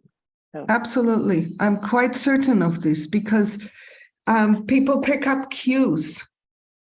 And the way you spoke, as you describe it right now, is an enormous amount of presence and channeling of energy. And given that it's all random and people don't know much about anything, why not choose you? It's a better bet than choosing somebody else at random that I don't know at all and didn't say anything. Yeah. I think for me, it's about where at any moment in any situation, we have so much more, I think, power than we realize. Yes. And, yeah.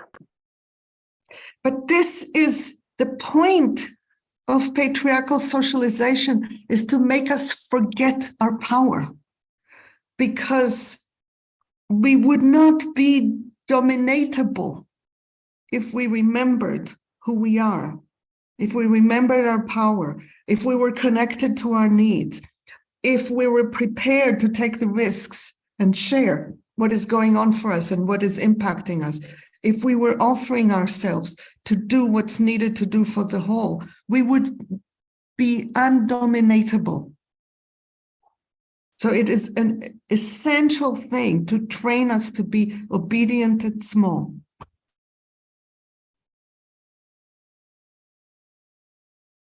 And I want to say one more thing about this thing. Oh, go ahead.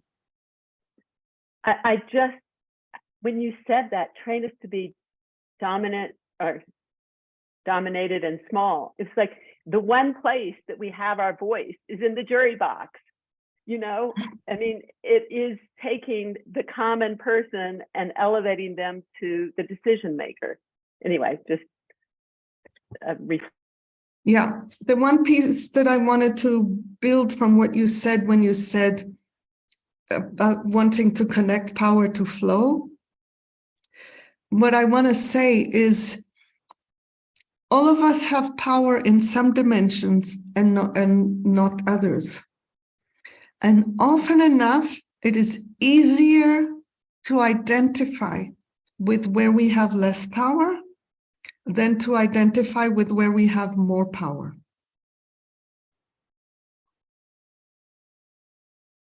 And so that's something that I want to always think about. So without getting into the details of the story, I once had a clash with a participant in relation to something that happened where he made some comments that in my ear sounded very sexist. And in relation to some woman, and I responded sarcastically. as the trainer, this was an in-person event, not something I'm saying to, advocate for, but that's what I did. And as we were working through it and sorting it out, one of the things that became clear is that he was identifying with being the student in relation to the teacher. So with where he doesn't have power and I do. And I was identifying with being the woman in relation to the man, where he has power and I don't. That was really fascinating to see. I learned a lot from it. And there's a reason, because identifying with the position of power is identifying with where our needs are met at the expense of others. And our souls cannot tolerate that very easily. So we want to remember ourselves as victims, as small, as not having power, as others having power to shape and dictate to us, etc. And there are many examples. One of the most intense ones is white working class men who find it intolerable to be told that they have privilege. They get so angry because their primary experience that shapes their consciousness is of being working class, and the indignity of being a man trained to be a provider and a successful person and not managing to do that. So then somebody comes and says, but you're a man, you have privilege, but you're white, you have privilege. It's completely incongruous to that experience inside that identifies as completely powerless. So remembering this, I want us to grow the capacity to notice the places where we do have power, either in a particular system, in a particular relationship, in a particular community, in a particular organization, or socially, in terms of the factors that divide humans into groups and pitting us against each other. The more we can remember all the places where we have power, the more we can stretch to shift the dynamics in any particular instance in which we find ourselves. Does that relate to this thing of where you talked about flow and power? Does it expand on that for you? Thank you. Absolutely. Thanks. Anyone else? All right. Back to the slides. Okay. So now we come to recalibration when for those who have less power, or when we have less power. And I want to name that I'm speaking of steps here. And it's not simple, because every step of empowerment, when we actually have less power in a particular system, carries risks. And so again, we need to be very clear, how far can we take the risk? How hostile or friendly is the environment overall? There's no predefined answer. I just wanted to say this before getting into the specifics. So in relation to needs, in order to recalibrate and truly put our needs on the table, we need to start by taking them seriously. And when we are socialized into groups with less power, we are socialized to make do. Anyone who grew up in poverty knows what I'm talking about. There isn't enough, and you make do, you figure out. I remember someone I met, and she was, just one second, I'm not actually using it. And she was telling me with pride I can go to one of those blah, blah, blah and stretch. I get only $600 a month from the government, and I can stretch it and live well. That's a making do attitude. It's an amazing creative possibility and simultaneously a limitation, because it means we actually deprive ourselves of the possibility of going for our needs mattering, for inviting others to stretch so that we could actually have more of our needs met. This takes effort to counter what we have internalized. And I don't think I need to say much, especially to the women, in relation to how much we find it uncomfortable if a man stretches towards us, or if in other dimensions that I know less well, I imagine it's similar. Learning to accept other people stretching towards us is part of the recalibration that is going to restore collective capacity. So it's not something I'm doing for myself, something I'm doing for the whole. Next, when it comes to impacts, I want us to be able to expose the impacts on us instead of minimizing them. You know how often you hear somebody say, yeah, it's a bit uncomfortable, but it's okay, it's not a problem. That minimizes impact. Or saying, I'm a little disturbed, instead of saying, I'm disturbed. Toning down the impact on us is something we're trained to do when we have less power. I invite us to stretch as much as within capacity and prudent risk. Simultaneously, to accept impacts on others and be okay with it. Those are the two shifts when we are with less power in relation to impacts. And the last one is offering our gifts, ideas, creativity, intuition, suggestions, all of these things that usually come from the people in power, and not taking on tasks, not making the coffee, not taking the garbage, letting others do it, so that we are free to share our true gifts, all of them. Okay. Let's now hear from whoever wants to speak from the side of where you have less power and how these things resonate for you. If you see the challenge of it, and are you ready to rise to it?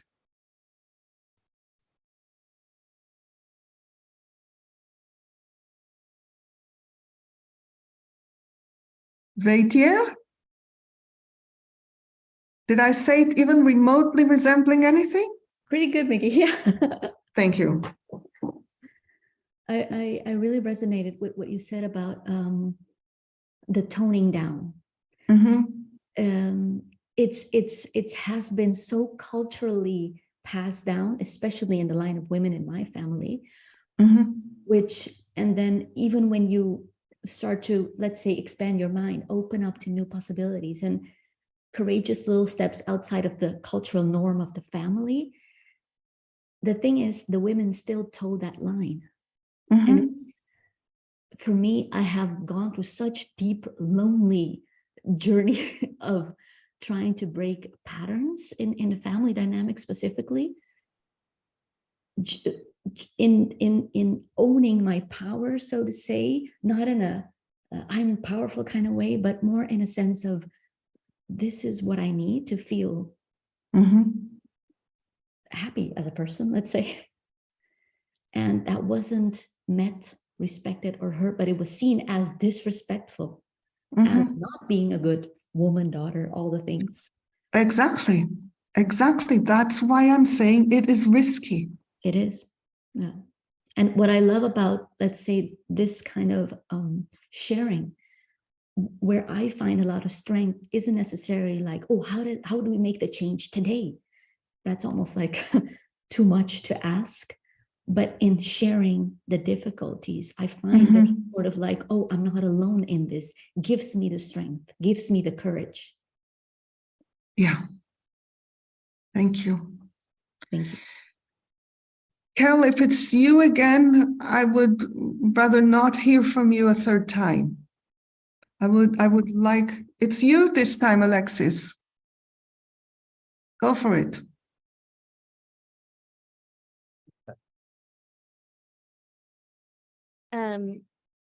Okay, I'm a little like nervous about how to get the words of my question together, but I'm wondering, Mickey, how do we simultaneously hold the truth of increasing our self-responsibility while also not minimizing the impact on us? Does that make sense? Not minimizing the impact. That other things are having on us, like our lack of power or other I people's think if actions. I'm almost getting it. If you have a specific example, I think it will help both me and others.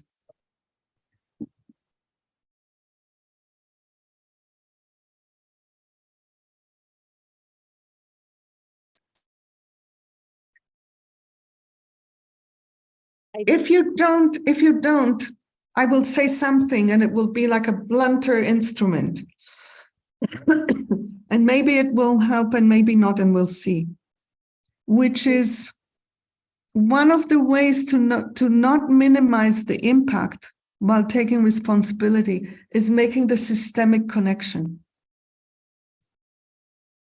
So, for example, if let's say a man does something that 1 million men have done before, and there's the possibility that this something means something other than the 1 million times before.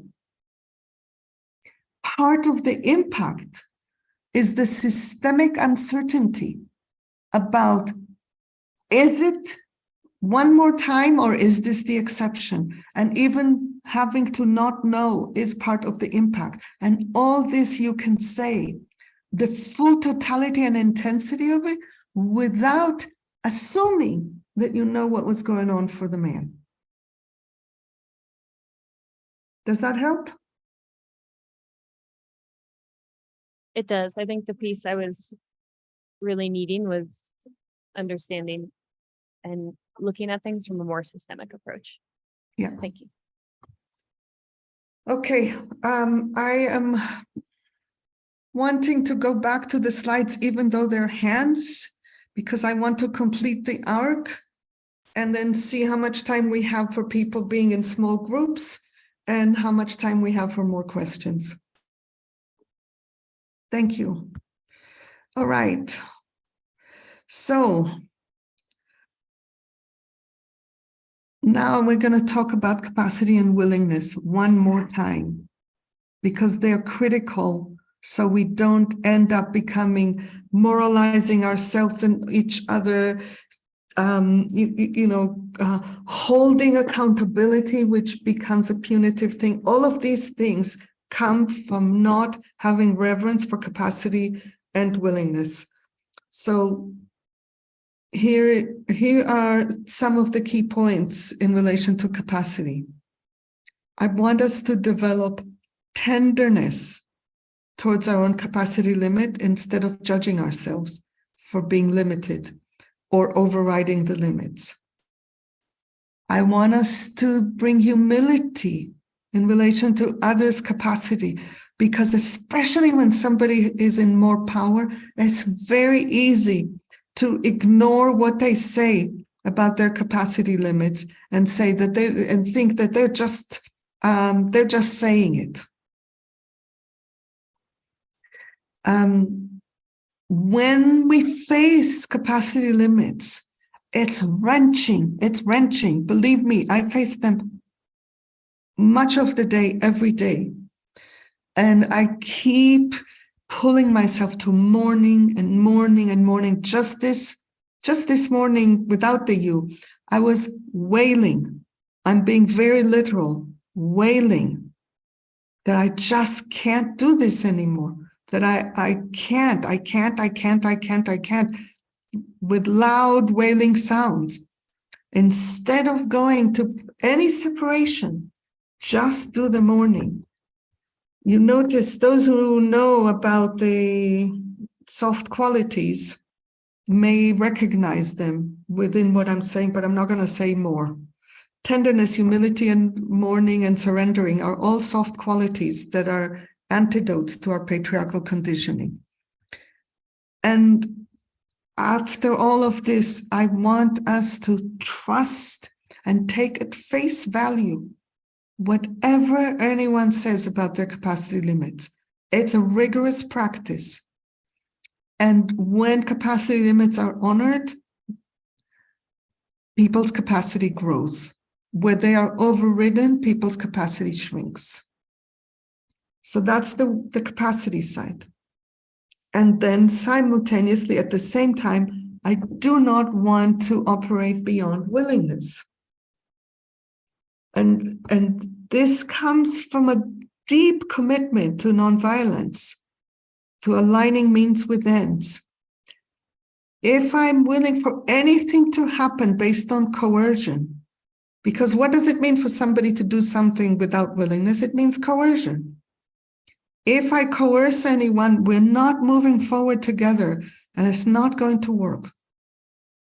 So in those cases where we actually need to use the protective force, I want to mourn that we don't have a way to move forward together and care for the impacts of that at the soonest possibility. Honoring willingness means that we are in a positive reverential orientation towards people's dignity and sense of choice. It means that we accept that life is mysterious and we entrust the outcome to life. We don't try to force an outcome. And again, whatever gaps remain, we mourn. Okay, that's the last slide about what we can do individually and in small groups. I want to hear from people, questions, comments about capacity and willingness, and then we have 2 more slides and we're done, and then I'll give you some time to be in small groups. What arises as you reflect on capacity and willingness? Where do you override yours? Where do you not believe others? Where do you want to try to should and coerce people instead of accepting their limits? Yes, Cindy. Long time no see. You need to unmute. I can't hear you.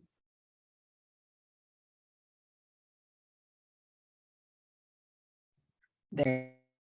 Oops, no, you just remuted yourself. You said there and remuted yourself. How about now? That works. Stay away from buttons now. So a couple of days ago, I sat in on a conversation between Dr. Angela Davis and Dr. Stacy Patton, 2 Black women who are professors. And there was a quote that they shared.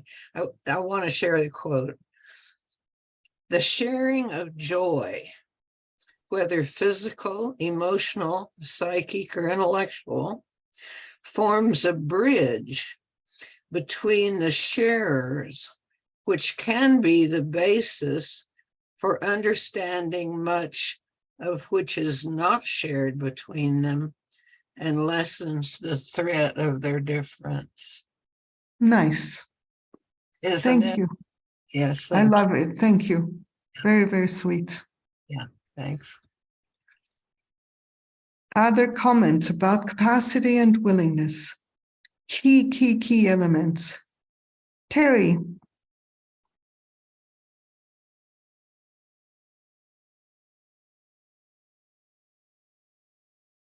There you go. That word dignity just wow, that really helps me to help keep people's, to help be conscious of other people's dignity, over judging or, you know, yeah, when they, yeah, I don't want to coerce them. It helps me be more conscious of it. Think about children again. Yeah. The degree to which children's dignity isn't even on the table Yes. as something to think about, where their need for choice is not even considered. The last time I did any work with school teachers before realizing that that's not mine to do because I'm too identified with the children. It was an NVC training, and I was trying to support them in building a needs list by asking them the question of what needs of the children they saw it as part of their responsibility to care for. And they listed a host of needs. It was really beautiful. And there was a glaring absence. They did not list choice. It wasn't part of their responsibility to support children in having access to choice. They didn't see it. It wasn't on their radar screen. Yes. Go ahead. Well, I was going to say I am an advisor for a school, an alternative school that's a bunch of homeschool moms, basically. And it's been really tricky, and they all have learned NVC, but it's still really tricky for them to believe that the children can make their own choices. It's really... Oh, you can get them annoyed. I enjoy this one. Which is to basically let them get it, that you cannot actually give or take away choice from anyone. When people are small or when you have guns, you can physically force their bodies to be one place or another, but you cannot actually make anyone do anything. You can only make their life miserable if they don't, but they still have the choice. And I share a tiny story that I'm sure some of you have heard if you've been around me, where I was somehow alone in a house with an 8-year-old girl that I didn't know, and was having a delightful conversation with her about whatever it was. And then she says, I have to go. I can't keep talking with you. And I said, why do you have to go? She said, I have to clean up my room. To which I said, no, you don't. And she looked at me like I fell from some other planet. And she says, yes, I do. My mother told me I have to clean up my room. And I said, you still don't. Now she was like, what is going on here? And I said, she may punish you if you don't clean up your room, but you don't have to clean it. And she got it. And she said, I want to go clean up my room because I don't want to be punished. And in that moment, she reclaimed her choice and dignity. The conditions remain shitty. She's still doing something that isn't what she actually wants, but she made the choice from understanding the options available to her. That we can always do. And the parents cannot take that away from children if the children wake up even like 1% to the reality. Yes, I like that story of bringing in dignity into that. Thank you. Sage? Hi, thank you. Yeah, I just want to name the challenge of trusting life when it has less power. And in the power differentials, and when there are you get it. I just didn't hear that there's a different, it's more of a request. It's a bigger request of somebody to trust life depending on their situation. Yes, and there's something invisible about the people in power in terms of trusting life. And here's what it is. Imagine that I'm a really, really, really rich person. And I have lots of people who are on my workforce and whatever, and anything I want can happen, but I don't actually trust life because I have no reason to believe that anybody would do anything for me if I didn't have the money. Why does anyone come to me? Why do they smile to me? Why do they act like they like me? Do they really like me or do they want something from me? There's no trust in that. There is anguish, and it's invisible. Does that make sense to you, Sage? Yes, and it's a different level. I remember wanting to Totally. share some of this work with my daughter and naming it. And I was talking about the care for people in power, and that, you know, and there's impact on a soul level and all this. And she looked at me and she said, "Mom, but they've got health care.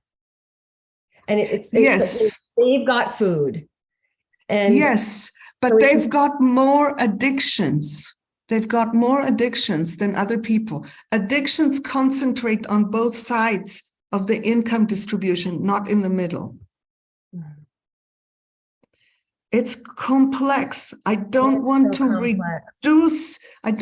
reduce life to material needs so that if you have your material needs, you're fine. And if you don't have your material needs, you're not. Because both are yes buts. You can be materially deprived and have enormous sense of meaning and community and transcendence that no amount of food will give you. I really refuse to reduce things to the material, and if we have more than others, then we are better off, and vice versa. I do not want to do that. So the healthcare has material impacts if it exists or not, and it's not all there is to life. Absolutely. I think what the way that it spoke to me is that I'm really hearing you, and you're holding everybody, and the pain of the not being able to trust the people around us. I mean, it's a deep, deep anguish, and I'm also holding the idea, the experience even of that. The actual the capacity is diminished to be able to make decisions to do anything when those basic needs are not met. So I want to hold that. Yes, all of this is true, and I will not accept Maslow's hierarchy. There are people who have almost nothing and are able to do amazing things. I don't want to reduce us in that way. That's all. Keep thinking about it. I don't want to keep going back and forth. It's not like I don't hear what you're saying. No, and I hear you. Yeah, you're inspiring our leadership capacity. You're inspiring us to increase and lean on that. I get that. Thank you. Yeah. Vanda, you lowered your hand. Yes. Because it's a different topic, and something told me it's a good moment for a break. It's going back to the complexity of people in a school, like when you have the children that are disempowered, and now we have educators that are usually also extremely disempowered, and the complex situation we have now when the government tells us to take more serious the rights of children, not the needs, but the rights. And we need to comply. And then you have two disempowered groups. Totally.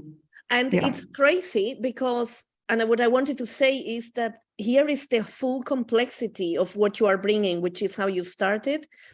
Because unless we are able to distinguish between willingness and capacity, now the scientists and the lawmakers says, oh, look, these educators, they don't want to give children more freedom. They are resisting to take the rights of children seriously. And they think it's about not wanting to. And so what I want to say is how important now the distinction is between capacity and willingness Totally. here. Totally. And nobody tells in a clear way it's a matter of capacity. Mm-hmm. So, and then you get a mess. Yeah, totally. So basically what I wanted to say is how useful it is to have these clear distinctions now in the context of decision making about power, so I can take a lot of it for Great. school. Awesome. All right. Now we look at collective and systemic behavioral anchoring. And this is only within those places that are within our sphere of influence. We cannot make systemic changes outside our sphere of influence. We just don't have that power. But when we do, there are things that we can do to anchor behaviorally the stuff that we talked about. And I'm not going to say a lot about it. I'm going to say just tiny bits. The first one is the more we have a clear shared purpose, the more we orient to the purpose that brings us together rather than to the power differences. And then we can calibrate from within the purpose. That's one. Second is when I told Menaka that I wanted to bring in the power and privilege tracking function. The habits are deeply grooved. Every single one of us, remember what Daisy, I think was the name, shared about how life moved through her differently when she suddenly was in the role of being a juror and she was speaking differently and feeling differently. When we have someone who is designated to do power and privilege tracking, that person will be on and will notice things that otherwise they themselves can be within the groove of the habits and the patterns that we have. So training people to do this and then using that training in group settings, in meetings, reminding people that we want to do these recalibrations, we will forget. In the heat of things, we will forget. If there is someone who is entrusted with this function, we're more likely to remember and readjust all the time. Third is we can actually create sequences. How do we make decisions about this? We go and ask this person first. Then we integrate this, and then we go to the third person and to the fourth person until we have something, instead of going first to the person at the top and then going to the others. That's an example, but we can think through outside of a complex situation. We can think through how we want it to be and then give it practical behavioral form. And lastly, we can name different thresholds when we are actually trying to make a decision based on power. So, for example, I'll give just one example and we won't get into it. I was once facilitating a meeting within an organization where there were people from 3 levels within the organization. And I don't remember exactly, so I'm kind of making it up based on a dim memory, but it would be something like, for those in management, I want to know if you have any serious red flag about the proposal that is now on the table. For those who are actually going to be implementing it, I want to hear every bit that gives you concern about the implementation so that we can integrate your concerns and come up with a more robust plan. That's different thresholds. So I'm basically opening the floodgate to hear from the people with less power and creating a trickle for the people with more power. I'm not shutting them up. I'm just inviting them to think carefully. Is it really a red flag? If not, please don't say it. We don't need it. The plan is workable well enough. Those are the 4 areas in which I see potential behavioral anchoring. And there may be others that I will learn over time. Everything is still experimental. And now the last slide is the depressing one, which is more often than not, we are in situations where there isn't a shared commitment to recalibrating the needs, impacts, and resources of people in different positions. That means that whatever limitations we have, it's on us to face them, and we need more capacity. When the limitations are co-held, less is needed from each person. It means we need more capacity in order to face others' limitations, because there are no agreements, no support, nothing that holds us together to collectively hold those limitations. It also means, and I've said this already, that more of the risk of changing things falls on those with less power. And this is the situation that we live in. We don't have a shared global commitment to shifting these things. So what I'm talking about here is not abstract. It's every single one of us, most of the time, in most places. And the last thing, we will need to mourn much more than when there is a shared commitment. So this is what I want us to do when we are committed, is to grow the capacity to face our limitations, grow the capacity to face others' limitations, take the risks when we have less power, and mourn and mourn and mourn and mourn and mourn as much as we need to. And when we are in small or large groups that have the shared commitments, do the work of putting behavioral anchors in place. Then we can improve our decision-making so that more people are cared for. This is the end. And now I would like to invite you to go into small groups for 10 minutes. And you're essentially free to do whatever you want to do in your small group, but I'm going to give you options if you want to choose them. One is to just share with each other what you learned, what was impactful in the positive sense of impactful, what you imagine that you might do differently tomorrow. That's one option. Another option is to look at what challenged you in this presentation. Where are places where you're going to need support to grow capacity?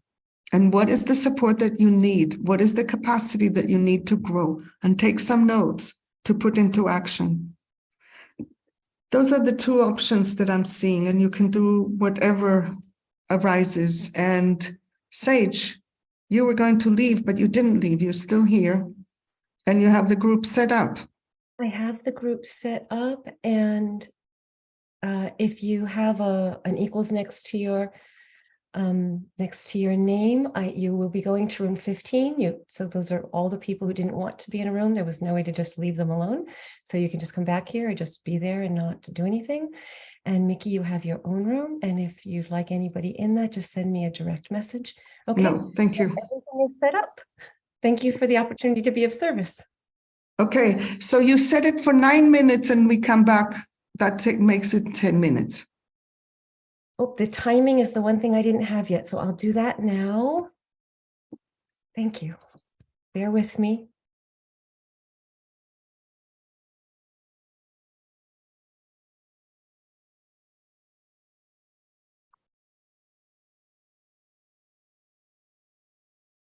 Okay, I think they're ready now. Here we Great. go. We'll see what happens.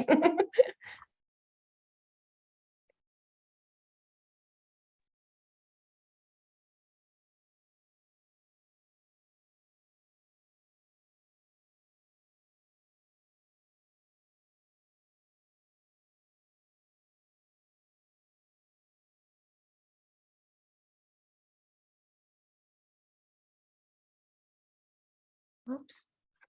Do you guys not have rooms to go to? Do you need help? Okay.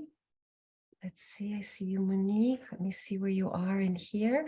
Monique, up, you were unassigned. Let's send you to a room, okay? All right. 3, 2, 5. Okay, you've got a room.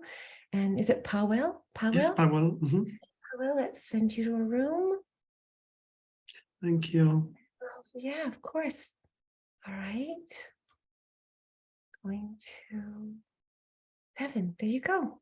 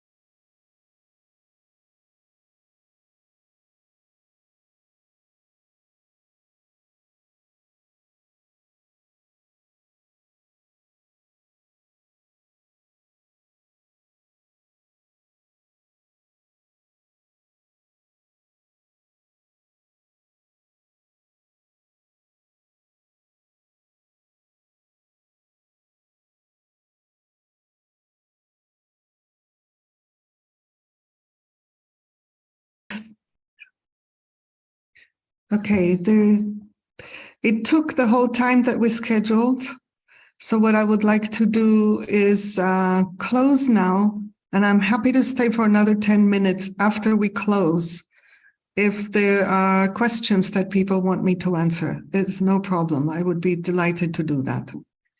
But I want to close formally by hearing from people what you're taking with you, what is staying with you from what we did today.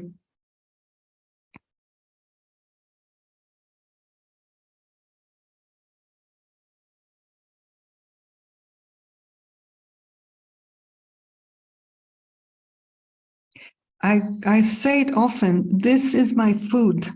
I really need to close the loop. It's a relational bit to actually hear from people what you're learning. Beatrice? Yes, hello.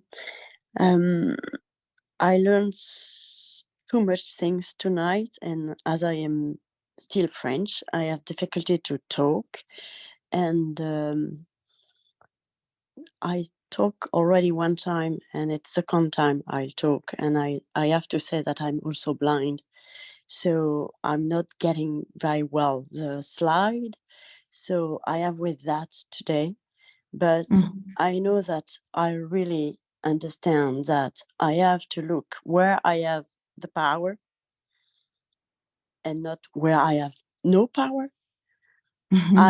I remember now that I have to take the risk.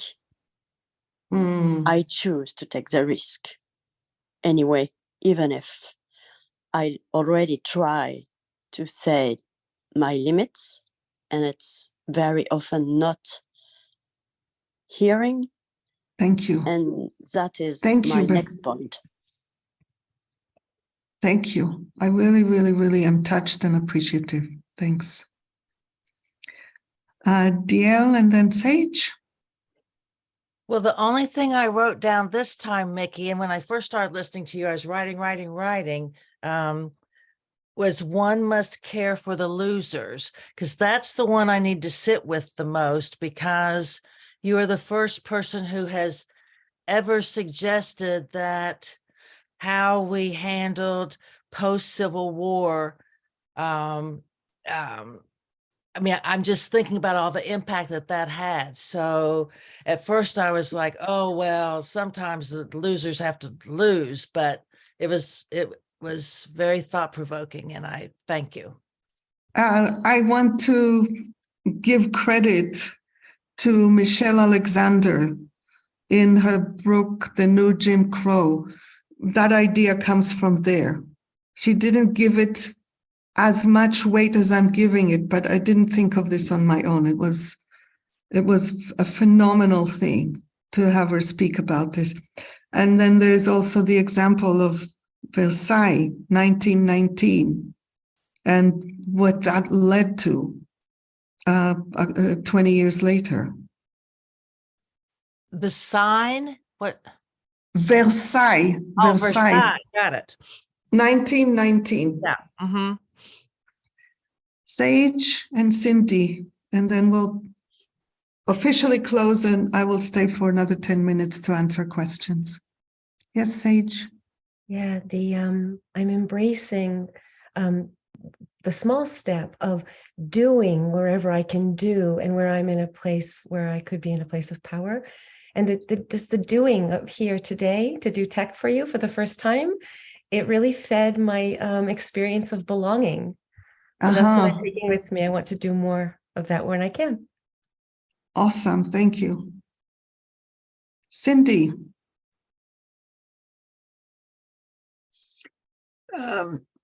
Well, where I have and don't have power, I mean, just the intention of investigating that, and where others don't have power, and mourning. I have never mourned power that I don't have. I've gotten angry, but I've never mourned it. So I'm taking away a lot of things that I can practice and want to practice. Yeah, I appreciate it, Mickey. Great, thank you. All right.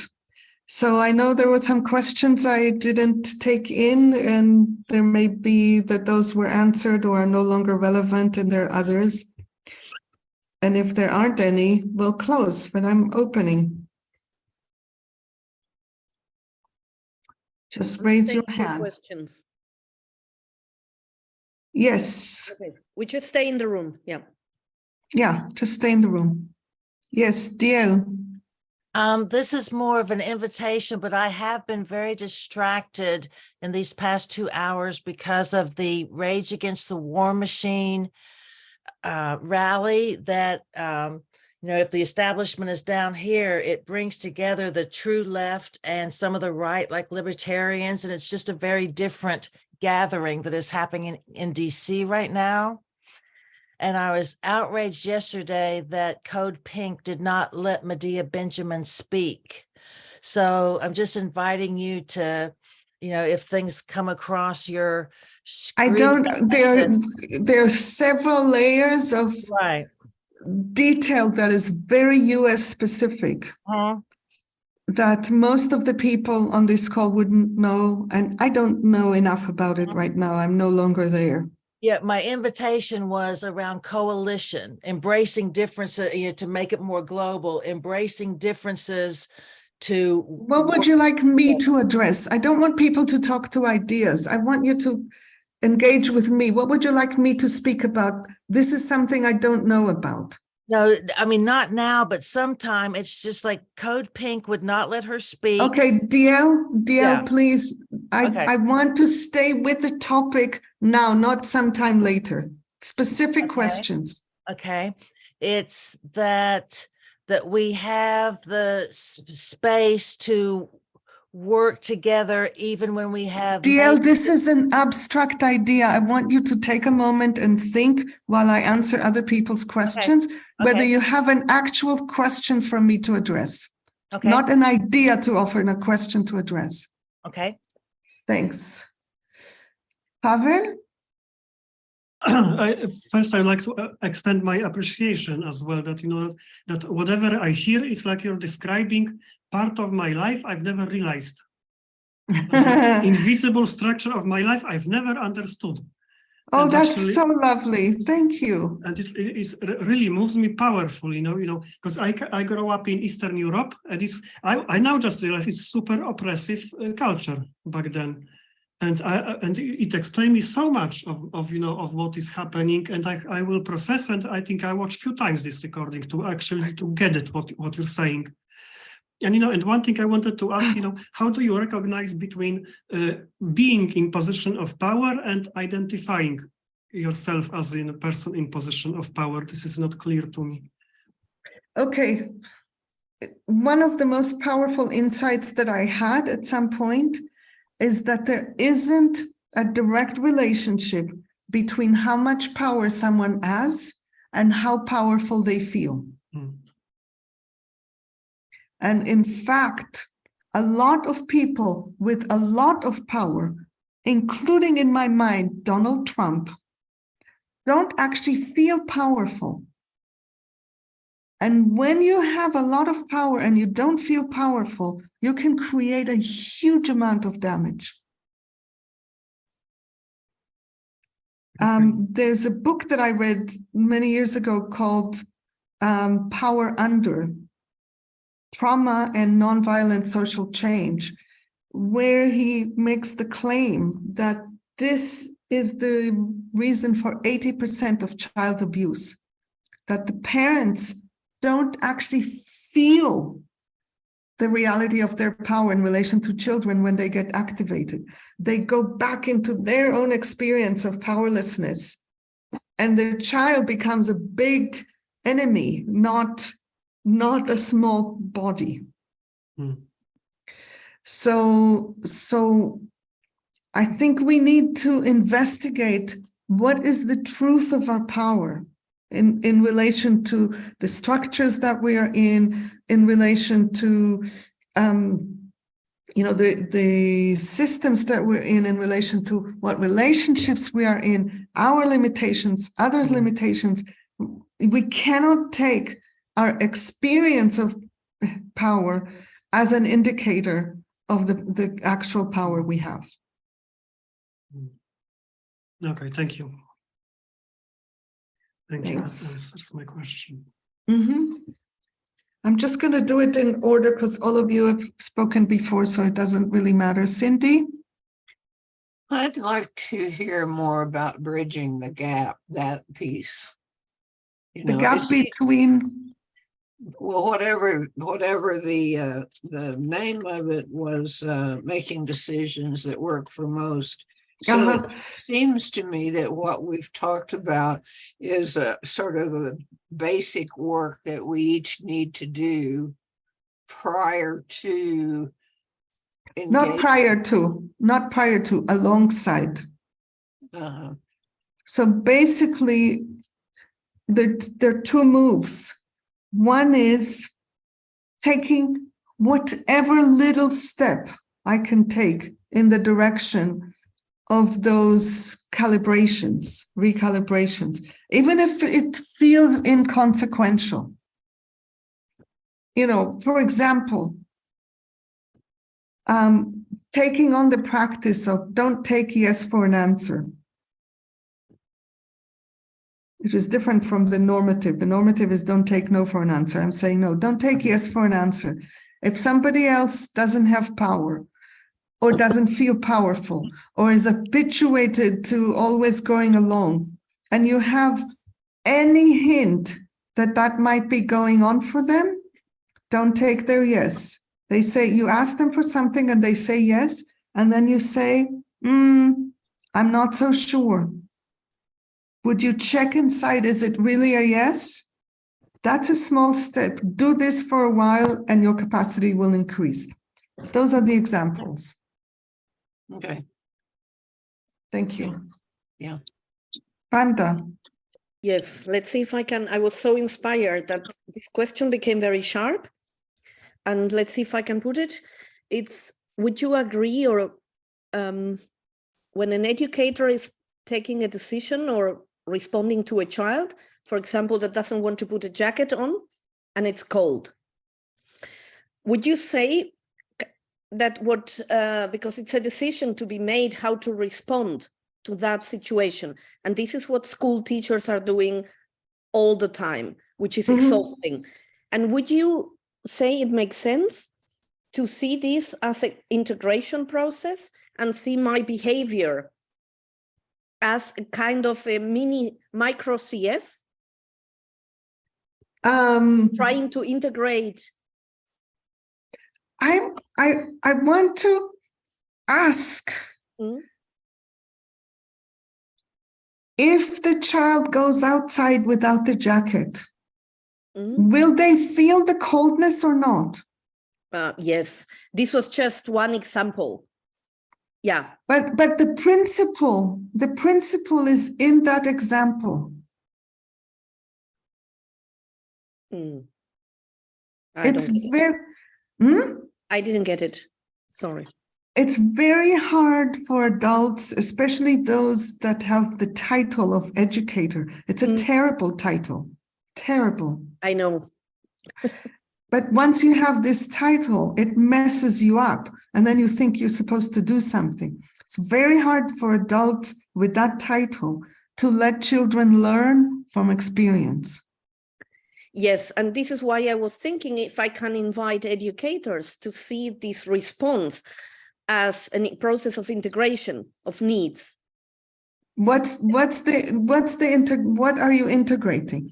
I don't even think there is any need to integrate. I really think that the main lesson for adults is to learn to follow the lead of children. Okay, yeah. Well, that would take too far to try to explain, but I got it. Okay, yeah. Okay. So then you need to integrate the need for safety and parents telling you, are you caring for my child? And then parents come and complain, my child has a cold again because it didn't have a jacket on. So there is some integration. Yes, but Wanda, you yourself, one of the early stories that you told me is how you refuse to give a guarantee to a parent. Yes. Being in your school is risky business, but you have a long list of 700 people who want to be in the school. There's a reason for it. Yes, and my question was very conceptual. So I don't know if, like, can I, do you see after everything you said today that it makes sense to offer this view on responding to children as a process of integration? Yes. So here is the integration framing that I would use. Yeah. Okay. So you don't want to put your jacket on, and I want you to put your jacket on. We can't have both. So let's see what we can do that will work for both of us. Yes. And that's what I mean, where finding solutions that work for all. Yes, but it's going to be very hard for the educators because especially when you use the word safety, it's end of the game. Yeah. Safety, there's no dialogue. So I mean, I find it ridiculous to think of this as safety because it's not trusting bodies to know what they need. Okay. Yeah, I used that example. It was the first one that came up. Yeah. Thank you, Mickey. Yep. And Wendy? I've been following along with what everybody has been saying with great interest, and I may have lost my own thread, but my thread had something to do. My thread had something to do with my last place of employment, where I was middle management in a big hospital system. And I would have lots of creative ideas, many of them, about how things should be run or new programs that could be done or whatever. And I found myself being isolated because I found myself being isolated and not accepted and kind of avoided. And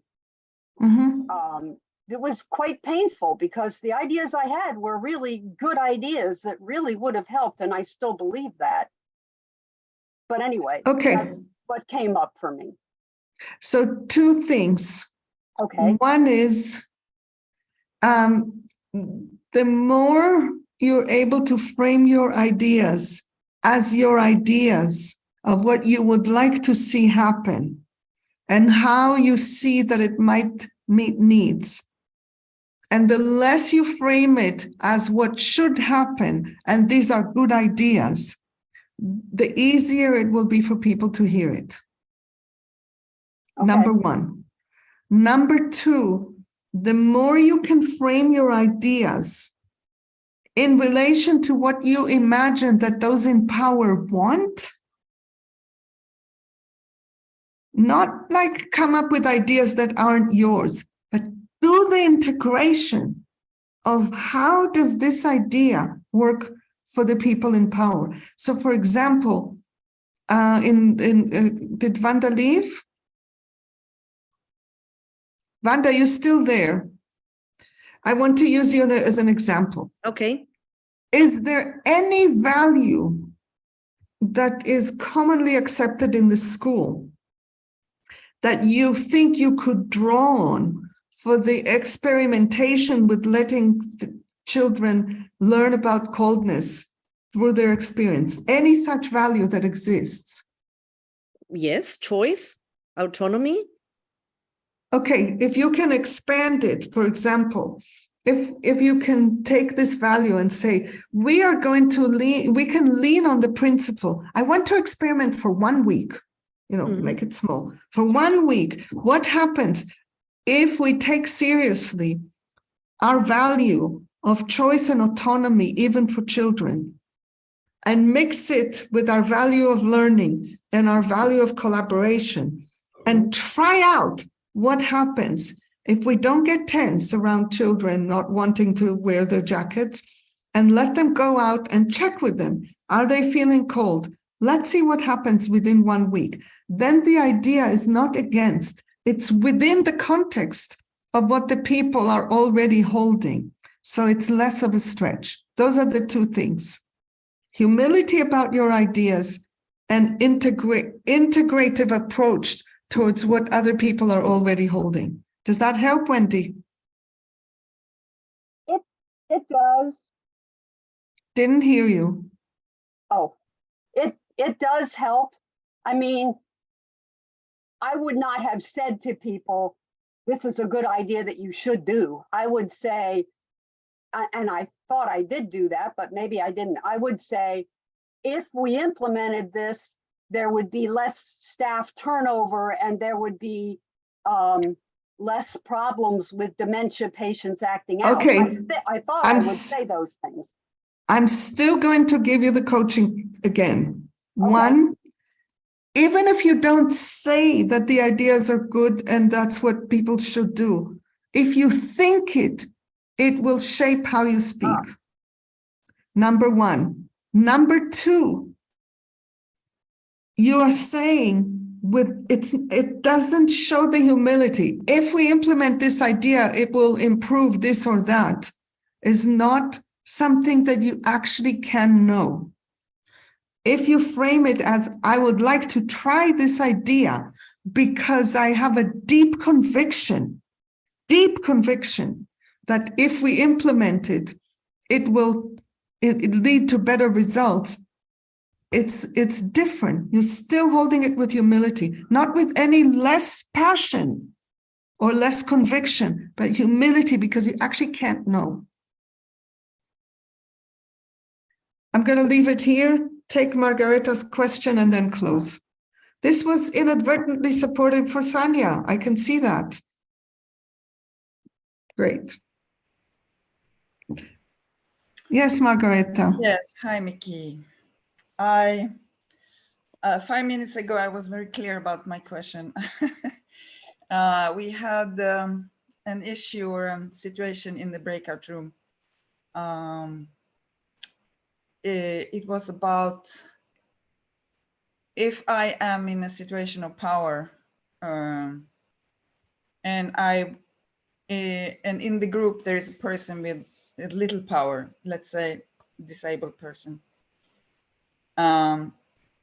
This person is so conditioned that he or she would not step up or step into That's power.